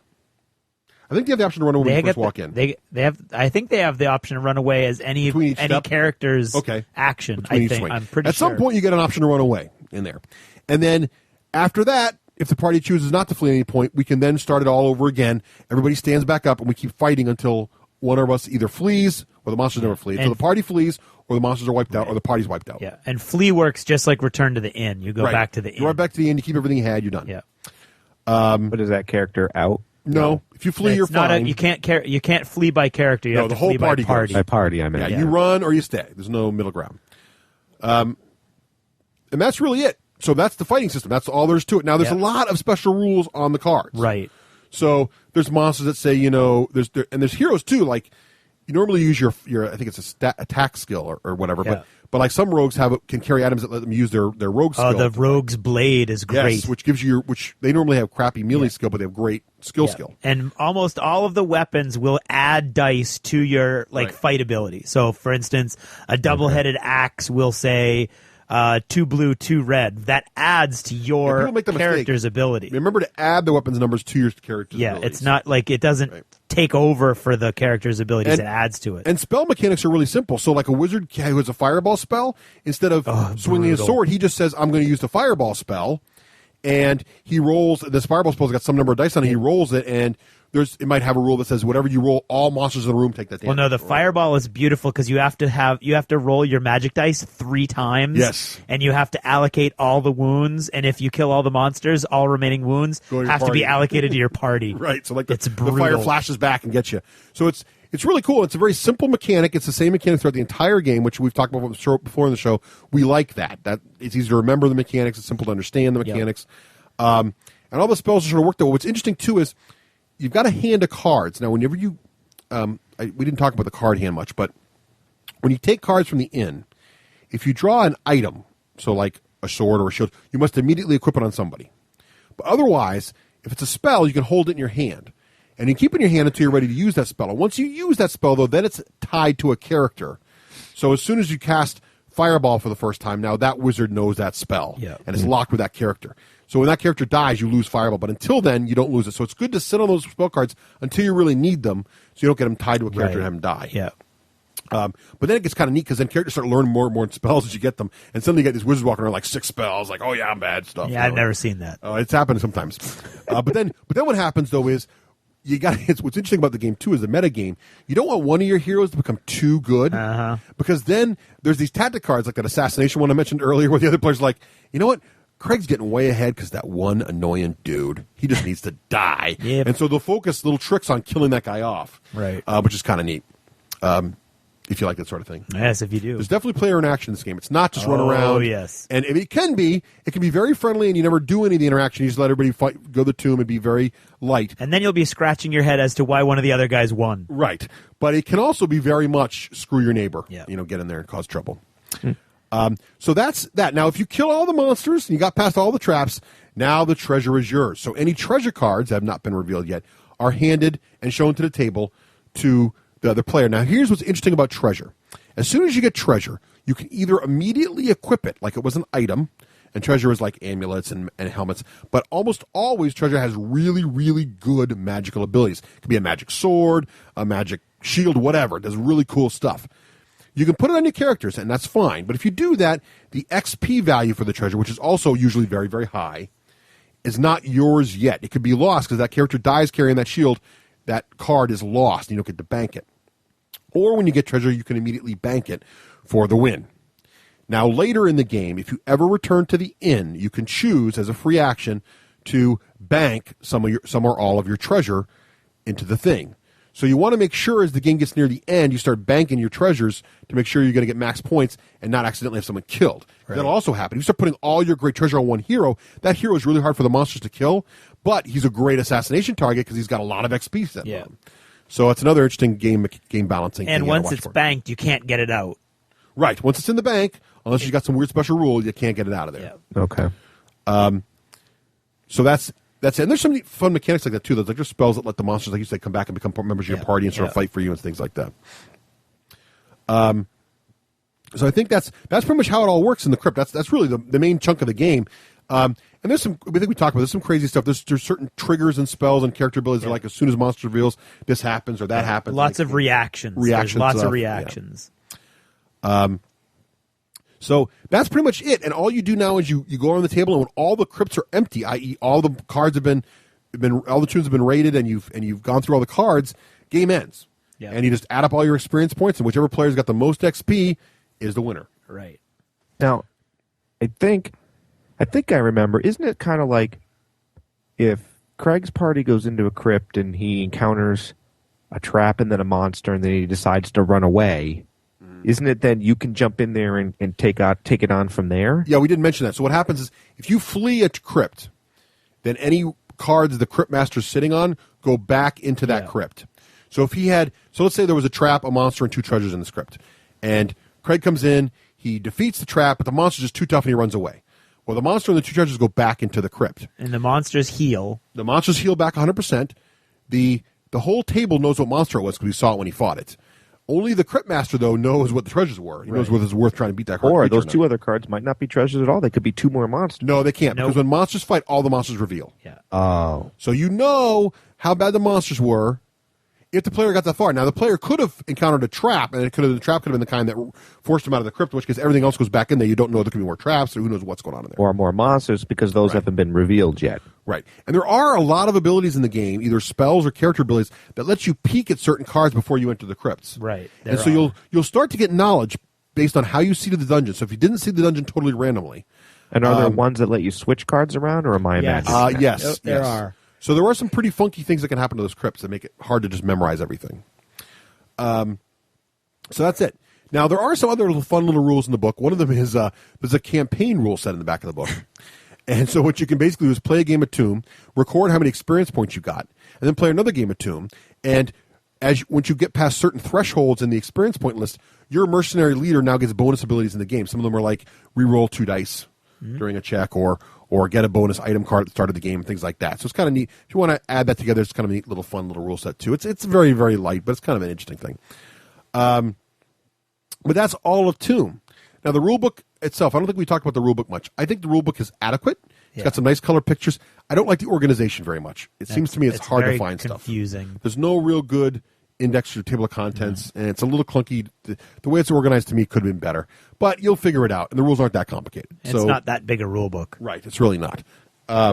Which is to the game's credit. I think it's one of the reasons that a lot of like Nicole actually enjoys the game. The reason I own it is because she picked it out. Yeah. And I know Karen likes it. Karen loves it. So it's a game that it can appeal to, even though it's a dungeon crawling game, it can appeal beyond your maybe normal gamer group of friends because it's such a simple set of mechanics. So it's fun that way. Now, there is an expansion out we should probably talk about before we rate the game. And the new expansion just came out. It's called Cryptmaster. Now, I've played this is the kind of expansion that's its own standalone board game, just like Tomb, except it's got a double-sided board and everything, but the double-sided board's more advanced. There's a whole bunch of new monster cards in there, of course, a whole bunch of new characters in there. You can, of course, merge all this stuff together and have a massive amount of characters, a massive amount of monsters to choose from if you want to from the 2 games, and then 4 different game boards to choose from. It does add a couple of new mechanics that are sort of interesting. It adds, now I mentioned that you are the mercenary hiring your band, but it also adds characters to the game that have a mercenary status on them. And if they have that status, and this is sort of a weird thing, they have that status and someone else raids a tomb, you can force your mercenaries to go help them, and they can't stop you. And your mercenaries go do that, and when they do that, they get some number of XPs back. And that mechanic is a little weird. It's a little... some people like it, some people don't. The other thing that's interesting about the game is, and this speeds the game up a lot. And they can't die when they do that. No, they don't. There's some minor penalty when they go down. It's very they get knocked over, so they can't do it again this turn. Yeah. So it's very minor. It's kind of weird. I think that mechanic could be a little different. Now, also the cards in this game are much more brutal on the interaction side. Really? Much more move stuff around, screw with your opponent. The things that happen in the tombs too. We forgot to mention that in the crypts themselves, when you pick the cards up, there's often special rules at the bottom of the crypt that say... In the advanced boards. Yeah. There's a lot more than this game that say, like, while you're in this crypt, all monsters are +2 health, or, you can't use magic items here, or when you're done with this crypt, you teleport over here, or whatever happens. There's all these crazy rules in there, which is fine. That's a little fun. But the other interesting rule is there's like a dungeon, there's like a master tomb lord. I can't remember what they call him exactly, but there's all these special... There's is a small the set. Crypt Master? The Crypt Master, that's who it is. Crypt Master. That's the one, the Crypt Master, yes. Thus the name, the Crypt Master. So it's the Crypt Master cards. There's a small deck of these guys, and it's an optional rule. You can pick one of them, and it goes in one of the tombs in the dungeon. This guy is really tough to kill, but when you do kill him, the game immediately ends. And it makes it a little bit like, as Craig likes to call it, the Quidditch rule. Because you kill that guy, you don't automatically win, you just get a lot of experience points for him, but then the guy with the most experience points wins the game. What's interesting about this guy is it does make the game a lot shorter, because he is defeatable. And so if the game's running long and you just want to end it, you just go kill this guy. And he's worth a lot of experience points, but it might not win the whole game for you. Some people like that. Some people don't like how it shortens the game. I kind of like it because it shortens the game, and I think the game could be a little shorter, so I kind of like that mechanic. This expansion, I could take it or leave it. It adds a lot more interaction, but I also think it could have been tested a little better. I think it's a little bit... the Merc thing in particular, I don't care for. I think that's kind of raw. Rules. Yeah, so it does. I think I think some people were first exposed to the Crypt with the Tomb with the Crypt expansion, Crypt Master expansion. I don't think they like it as much. I think it kind of hurts the game because I think the original is cleaner and better than Crypt Master. If you played a lot of Tomb and want some new boards, it's probably worth looking at. But I would stay away from it and stick with the original Tomb. That's just what do you think about that? I would agree. I've never played with the expansion. I just have Karen had explain it to me several times. Yeah. And I just think there's something I think in an already frustrating game, which I think this is, adding the ability for me to send a guy over to you and you can't say no and there's nothing you can do and all I do is put him in front of you and there's really no risk to me and I'm always going to, as long as you win, I'm going to get some experience points and I can do that every time as long as my guy doesn't die. I think that's it. I don't know, that just really rubs me the wrong way. You have to kind of kill the marks. It's kind of it's kind of a thing. So it's kind of a thing. Yeah, I don't care for it either. So that's the Crypt Master expansion. That's really all a Tomb. That's the whole thing. It's really it's a very simple, elegant game. It is very simple and elegant. I think that's the most innovative part about it is that the dice system is very clean.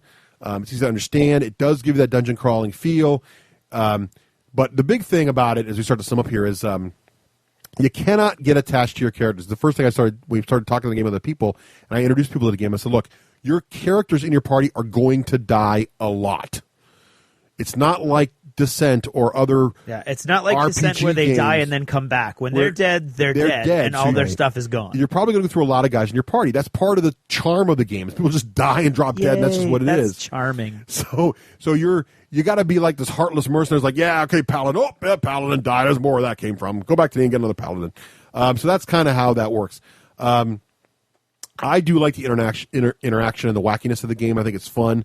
It definitely's got a great screw your neighbor component. And there's really some tough balancing decisions to make between, do I spend a lot of time at the end getting all these great tactics cards and all these great strategy cards and spells, or do I get in the field and get that early treasure and the easy two crypts first? And how much time do I spend building my party? Do I stay in long enough to get a full party? Do I go in there and start messing around? There's some tough decisions to be made there, and I really like it. It doesn't feel that luck-based in that element of the game because almost all the tactics cards are great. It's just how many you're going to draw. And I like how simple it is. I think it's got a nice broad appeal. And so my final thought really is if you're looking for a really fun sort of a dungeon crawl, card-driven dungeon crawl game, that's not a miniature tactical war game like Descent, but just a card-driven game that's got the dungeon crawl theme, I like this a lot. And I would definitely pick it over Thunderstone. I've played Thunderstone. I know a lot of people are excited about Thunderstone because it's a dungeon crawl card themed game based on, similar to Dominion. But I think the theme is better carried off in Tomb.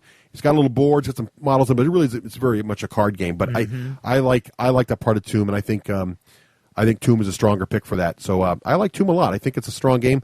I would give it a 4+. Uh-huh. So Craig, in the style of Smog the Dragon. Please describe the D6G patent-pending rating system. Wow, Smog the Dragon. Do you need a moment? Hello, thief. Let me explain to you how this rating system works. If we give a game a 2+, that means 5 out of 6 gamers will enjoy it. If we gave the game a 6+, it means only 1 out of 6 will enjoy it. And I think that's all I've got to say about that. Thank you, Smog. Now, can you guess what's in my pocket? Time. Can you guess what's in my pocket? That would be Gollum. Oh. All right, moving right along. Wow. So, okay. So that's right. So it means basically the number we think you need to roll in a D6 to enjoy the game. Right. So I'm going to go with 4+. I think It's quirky. It's fun. I think a lot of people will like it, but I think some people will have problems with its overly quirkiness. So what do you think, Craig? I have a problem with its overly quirkiness. I agree. I haven't played Thunderstone, but I've sat in on a game of Thunderstone, and if you're a card game guy, then great. But that's not, to me, there's nothing dungeon crawly about Thunderstone. It's a card game, just like there's nothing really cool and building a city-ish about Dominion to me. I'm just not a card game kind of guy. It doesn't translate to me. This does. This feels like a dungeon crawl. Even though it's almost entirely card-driven, really. In the it is entirely card-driven. Right. But it feels like, I mean, there's things that you're doing, and for whatever reason, Thunderstone, Dominion, they don't translate for me. This does, probably because there's a board, and you're moving your guys around, and you see the stack of cards you have to fight through, or whatever. I do not like the game. And I hate that I don't like the game, because Karen loves the game. In fact, every time we play, at one point, Karen is guaranteed to say, I love this game. Just like that. At some point, she's going to look at me kind of sheepishly and go, I love this game. Because it's like a little bit too geeky for her, I think. She doesn't feel like she should like it, but she absolutely loves it. And I can't stand it. Really, that bad, huh? It really bothers me on a level like I can't explain. What bothers you most about it? So much. It bothers me. I get the idea that these guys are going to die. Okay, but it bothers me that so often they're dying and there's nothing you can do. For instance, there's so many traps and monsters that say things like, target any model in the opponent's party. Make them make a magic roll. If they fail, they die. Right. Okay, I pick a guy with no magic. Right. I mean, and he's dead. And that's how it rolls. that's how it works. Right. That's how the game works. So I don't think there's that many of those. But I see enough every time I play to think, it's enough that I'm like, and I see it, and I'm like, and there's a trap. There's a trap that ended. It had to be a monster, because Karen and I both kept facing him. And it was like, and it did that. It was every time this model wounds somebody in your party, every time this monster wounds someone, target another person in the party to make a magic check, and if they fail, they die. So every time they wound somebody, they automatically kill somebody else, unless you're an entire party of wizards. And so to me, that's very frustrating. But don't you get to pick the target? Except when it says the Crypt Master targets. Oh, the Crypt Master says specifically. Oh, yeah, it's, okay. That's bad. I don't think I fought that monster before. It's crazy. And then there are traps that require 2 abilities, and it'll say like magic and attack. Yeah. And you don't know what numbers you're looking for, so you're like, well, I've got 2 guys that have magic and attack, and one is light and one and light. So I mean, the chances that you have 2 guys, the chances that you have anybody with those 2 skills is slim to begin with. Right. The chances that of the guys that you have, he's going to have the right combination. Now, do you normally go in with a full party? I usually go in with, it depends, because if you have, I usually try to get either the abilities or the characters that allow you to get more people later on. So I go in with like 3. If I have for instance, there's a character that you can immediately flee to the inn and recruit 2 models, 2 guys. So I'll like go in, try to harvest some of those smaller dungeons or some of those smaller crypts, and then beam back and get my full party, and then go in later for the deeper parts. Yeah, see, I think you do get, when you have a smaller party, you run into those traps that definitely can burn you. Right, but when I hit that particular trap, I had a full party. Oh, well, what and my neck, what are you going to do? It's exactly. You're going to die, but that's okay. There's more at the end. Well, you've got 5 guys, right? And then, are you going to sit and you're going to get cards? And if you're going to get cards, what are you going to get? You're going to get item cards, you're going to get tactics cards, or you're going to go in. You're going to go in. There's so many choices, and I mean, I think that's why Karen loves the game, because she's got all these options. But to me, I've got all these options, and it's ultimately not going to matter, because all these people are going to die anyway.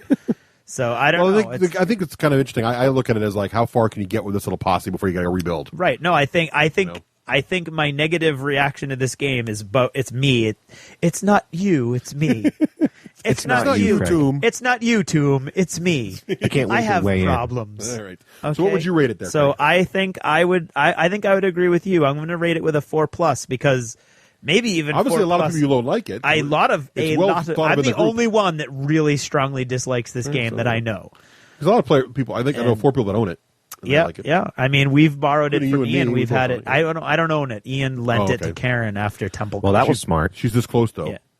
Well, not now. Now she wants to give it up. She doesn't want to play me anymore because I don't have any fun. That's why it's like a big problem for me that I don't. I wish I liked it. I know because she You're likes gonna a get divorced over dungeon this, crawl aren't you? game. A dungeon crawl game. Come on now. Yeah, I know. Well, Jeez. I don't All know right, what to tell give it a you. rating so I can weigh in. So I think I'm going to give it a 4+. 2 4+. What do you think, Ranger?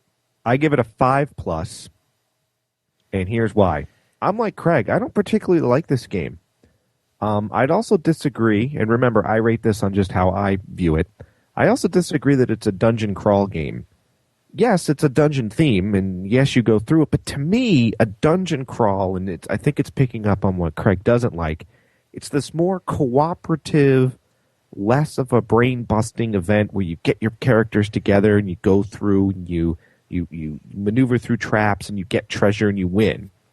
Yes, you're doing that, but there's this whole thing where you got to look at your cards and pick the best party, and then like Craig said, and then you're like, I just want to discover what's in this crypt. This will be fun. Oh, patoing, you hit this trap. Padoing, you hit that trap. You lose 2 of your guys, and then Andy comes along through, swoops through, and gets all your treasure. I don't know. It's like got this competitive feel, which I know it's is a part very of the game. Yeah, but, it's a very competitive. Yeah, it's a game. competitive game. It's not a. but I it's don't not like Descent. it, and that. So yes, it's a dungeon crawl game, but not as I view a dungeon crawl game. Does that make any sense? So it's you know it's like Cutthroat Caverns, but with parties. Because you think about Cutthroat Caverns is sort as a of matter of fact, I was going to say I would play Cutthroat Caverns 800 times over this. Yeah, me too. But it's still got the same Somehow, screw your neighbor Cutthroat thing. Cavern. It's not a bad game. The rules are good. It's like Craig said, it's an elegant game. I just don't prefer it. Okay. And I prefer Cutthroat Caverns. Why? I don't know. Somehow, to me, Tomb's not fun. The whole recruiting the party is not fun. That's Waiting for true. everyone else to recruit the party, not fun. Having my characters die, and then which I can get over that too, but then you have to go back and then do the whole. And in a big game, there's a lot of downtime. Yeah, There is a lot of downtime. I could see because you have to recruit. I kind of like the building your party. See, because you know what, I actually like building because parties. you probably like the strategy of that. Well, no, you know what, I actually like. I used to be the guy that would like to create 4 or 5 or 6 RPG characters, never really use them, just to create them. So what Tomb lets me do is I get to create a party over and over again in one game. So for me, that's kind of fun. It's like, okay, I had this really kick-butt thief, because like usually you're looking in the beginning of the game like, oh, there's 2 cool guys here. Oh, I guess I'll play it through with this guy today. But that guy dies. So now you get to go try with a different guy and adapt your strategy. So I like that part of it, but you're both totally right. If you don't like that, it's not good. Yeah. And it really is. There is a lot of downtime. People look at the characters trying to decide what they want. Yeah. All All I can say is when I was looking for that dungeon crawl experience, I was looking at Tomb, Descent, and there's a third game which I tried to look up while you guys were talking, and I couldn't remember the name enough to even look it up. And boy, was Descent to me way better of a choice for a dungeon crawl. That's not really fair though. This isn't meant to be. That's Descent. apples and oranges. Yeah, that's like saying Agricola is better than Heroescape. No, this is what I'm saying. Is saying I had an urge to have a dungeon crawl game, and this is listed as one. Yeah. I wouldn't call it. Well, I wouldn't. It's not really a. This is not an RPG style dungeon crawl game like Descent is. Well, let me finish. I'm not even saying the full thing. What I meant was saying I wanted to play with Lou, so it was going to be dungeon crawl light, and I'm just very happy that I picked up Descent. So I'm saying if you're out there and you're like, I'm kind of itching for a dungeon crawl game too. I just don't think Tomb's a dungeon crawl game, as Rafe defines it. All right. Yeah. I think something else that I wanted to mention and forgot is the game is full of beautiful artwork. Yes. And I never appreciate it. Because everything's going so fast and you're so worried, and then you get frustrated, and then you're looking at the monster card for like 30 seconds and then it goes away. You've got your treasure card, you're looking at it for a second, and it goes away because you got to do the next thing, and I don't know. I always frustrate everybody because I make them read the fluff. I was like, please read the fluff. Yeah. I did that in Descent though too. And I think the other well, in downer Descent for and me is in because it Rune takes so Wars, long. it Like makes Craig more said, sense. This isn't a 60-minute game. No. You're No, it's- investing a good amount of time. Yeah, it's a couple hours. It's a few hours. So, anyway, that's my rating. Yeah. Cool. So what's your dice roll? 5+, you said? 5+. All right. Because, and I'm not giving it a 6+, because it is a game that's good if you like what Russ described. Right. And people seem to like it, and I'm in the middle on it. Really, Yeah. I mean, I won't say no to it, but it's not the first game I'll drag out of my closet. But there are people that really, really like it, and you know, it's an interesting game. It's very interesting, and it's definitely unique. Yeah, take on a dungeon crawl. Unique. It's definitely a unique take on a dungeon crawl. And women's, I mean, Ian's wife loves it. Right. Karen loves it. Nicole likes it a lot. So it's, I mean, there's something about it that I think what makes it really unique is if you're looking for a dungeon crawl style themed game that you can play with people who would never normally play a dungeon crawl game, that's where 2 might really come in handy. Right, yeah. Because there's certain people you'll never get to try Descent, Yeah. but you might get to try it too. Yeah. Mm-hmm. That's true. All right. That's it. That's Tomb. Tomb.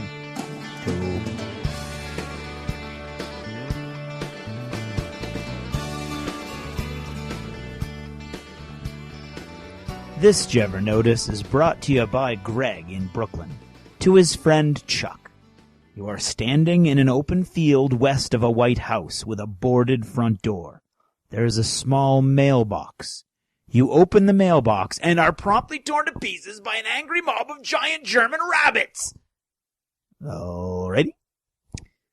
Did you ever notice how some people don't seem capable of having a civil debate about a difference of opinion? No matter what the difference is, whether it's politics, the quality of a movie, or whether a certain model's ability includes itself or just other models within 12 inches, these folks can't discuss things in a friendly manner.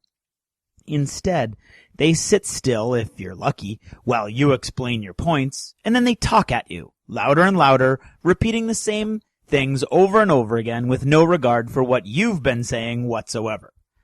I think I may have addressed this point sometime in the dim past, but it bears repeating from time to time, and it seems like a timely manner right now. You see, the main problem here is that some people, somehow along the path of their lives, have never learned the basics of civil disagreement. Whether they're only children who got too much attention as they were growing up, or maybe they were just absent that day in first grade. Whatever the case, these folks missed the lesson, and thus they make coming to mutual agreements in life far more difficult than it could otherwise be. Now, in normal day-to-day life, this might not come up a lot, unless you're a lawyer or some other profession that argues for a living.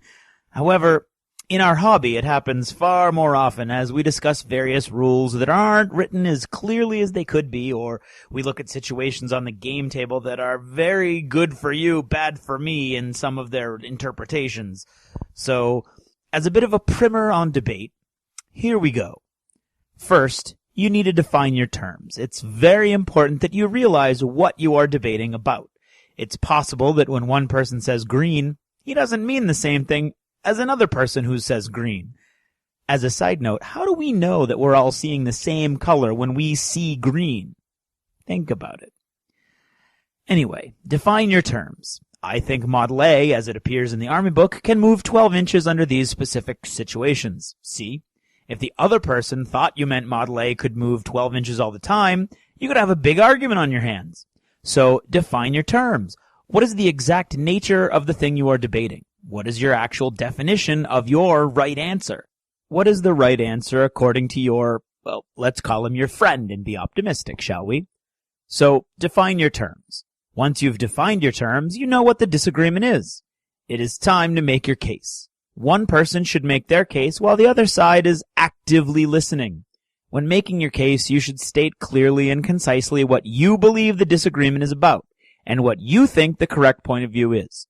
When making your case, it would help for you to hie back to your high school days and remember the instructions you received in essay writing. To try to have a couple main points that support your point of view and provide evidence of their support. Often, if it is a rules debate, citing the page number or a particular FAQ will help with this, but not always. Often you'll have to resort to precedent. What is precedent?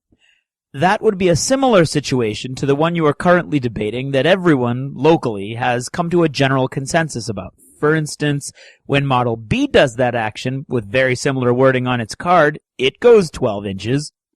Remember that the entire time you are presenting your points, you should always moderate your tone of voice. Some of the most common problems that crop up in debates are due to tone of voice. Although the words might be completely polite, if the tone of voice adds, "you idiot," to every sentence, then you're not doing your case any good. So, once you've given your points and supporting information, your friend should then do the same. You should afford them the same courtesy they, theoretically, afforded you. Again, a point of view with support should be presented. Once you have both had your say and theoretically supported your points, it's time for rebuttals and counterpoints. Again, keeping your tone of voice moderated is important. Be respectful of the other person's point. You're not trying to bully them into agreeing with you. Those people who use a bullying tone of voice or physicality never truly convince the other person of their viewpoint, and everybody around them secretly thinks they're a jerk. Other than the tone of voice, the other most important part of the whole process is this. You must listen to what the other person is saying. Try to understand where they're coming from. Even if you don't agree with their conclusions, can you understand how they arrived at them? And again, remember you must have respect for the other person. If you don't respect them, don't initiate a debate with them. More on that later. And finally, there comes a time when you must make your conclusion.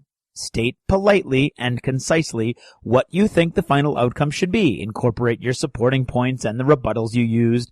This is the point at which you usually respectfully disprove your friend's point of view. And that's it, really. Define terms, listen, tone of voice, respect, and logic. Now, some of the most common pitfalls. First is respect. If you don't really respect the person you're debating or the point they're put forth, respectfully bow out. Don't be a jerk about it, but if you honestly can't respect their point of view or be respectful at least while you address it, then don't bother.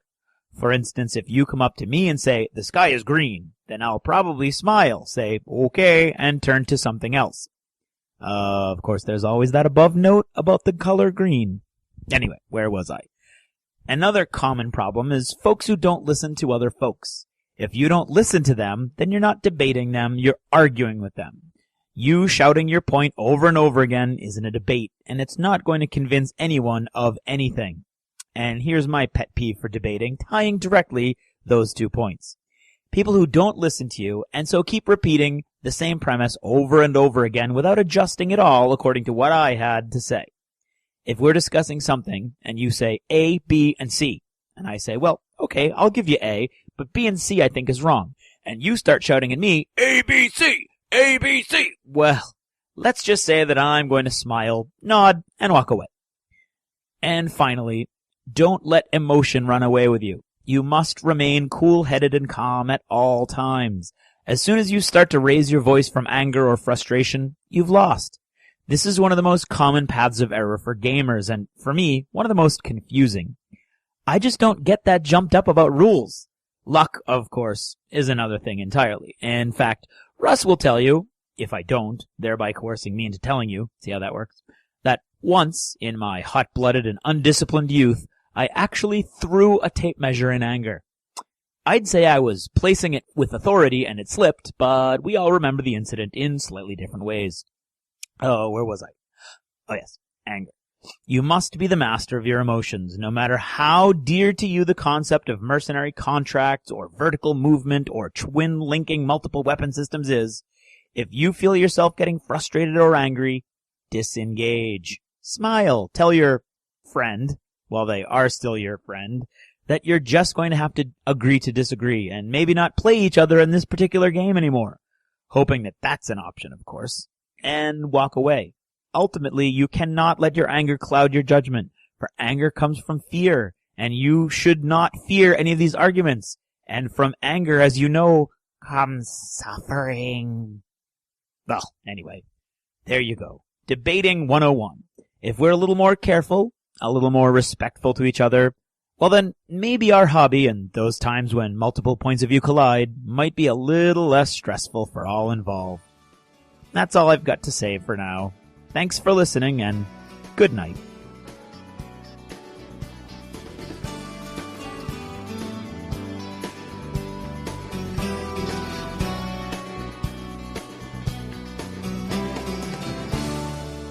Achievement unlocked! You've made it to the end of another D6 Generation episode, the podcast whose humor has universally been acclaimed as not too horrible. Please let us know what you thought of the show by either emailing us at info@thed6generation.com or by posting in our official D6G episode thread at the top of the DACA Discussions Forum on DACADACA.com. If for some inexplicable reason you actually enjoyed this show, you can help others find out about it by leaving positive reviews on iTunes. See you in 2 weeks. Thanks for listening, and happy gaming. The theme from Total Fangirl comes from the soundtrack of The Last Night on Earth, the zombie game, courtesy of Flying Frog Productions, and is a composition of Mary Beth Magalanes. Hi guys, my name's Melvin, I'm from England. I think you guys do a very good job at podcasting. I didn't care that it goes to more than 4 hours because I had a pause button on my MP3 player, which apparently not a lot of your American listeners have. Over here in the UK, it's mainly historicals that we play, although the Games Workshop and the Private Press stuff does get a look in. I've just started collecting a Protector from Menoth myself and look forward to getting it on the table. Carry on the good work. Don't rail on Rafe too much and carry on gaming. Cheers, guys.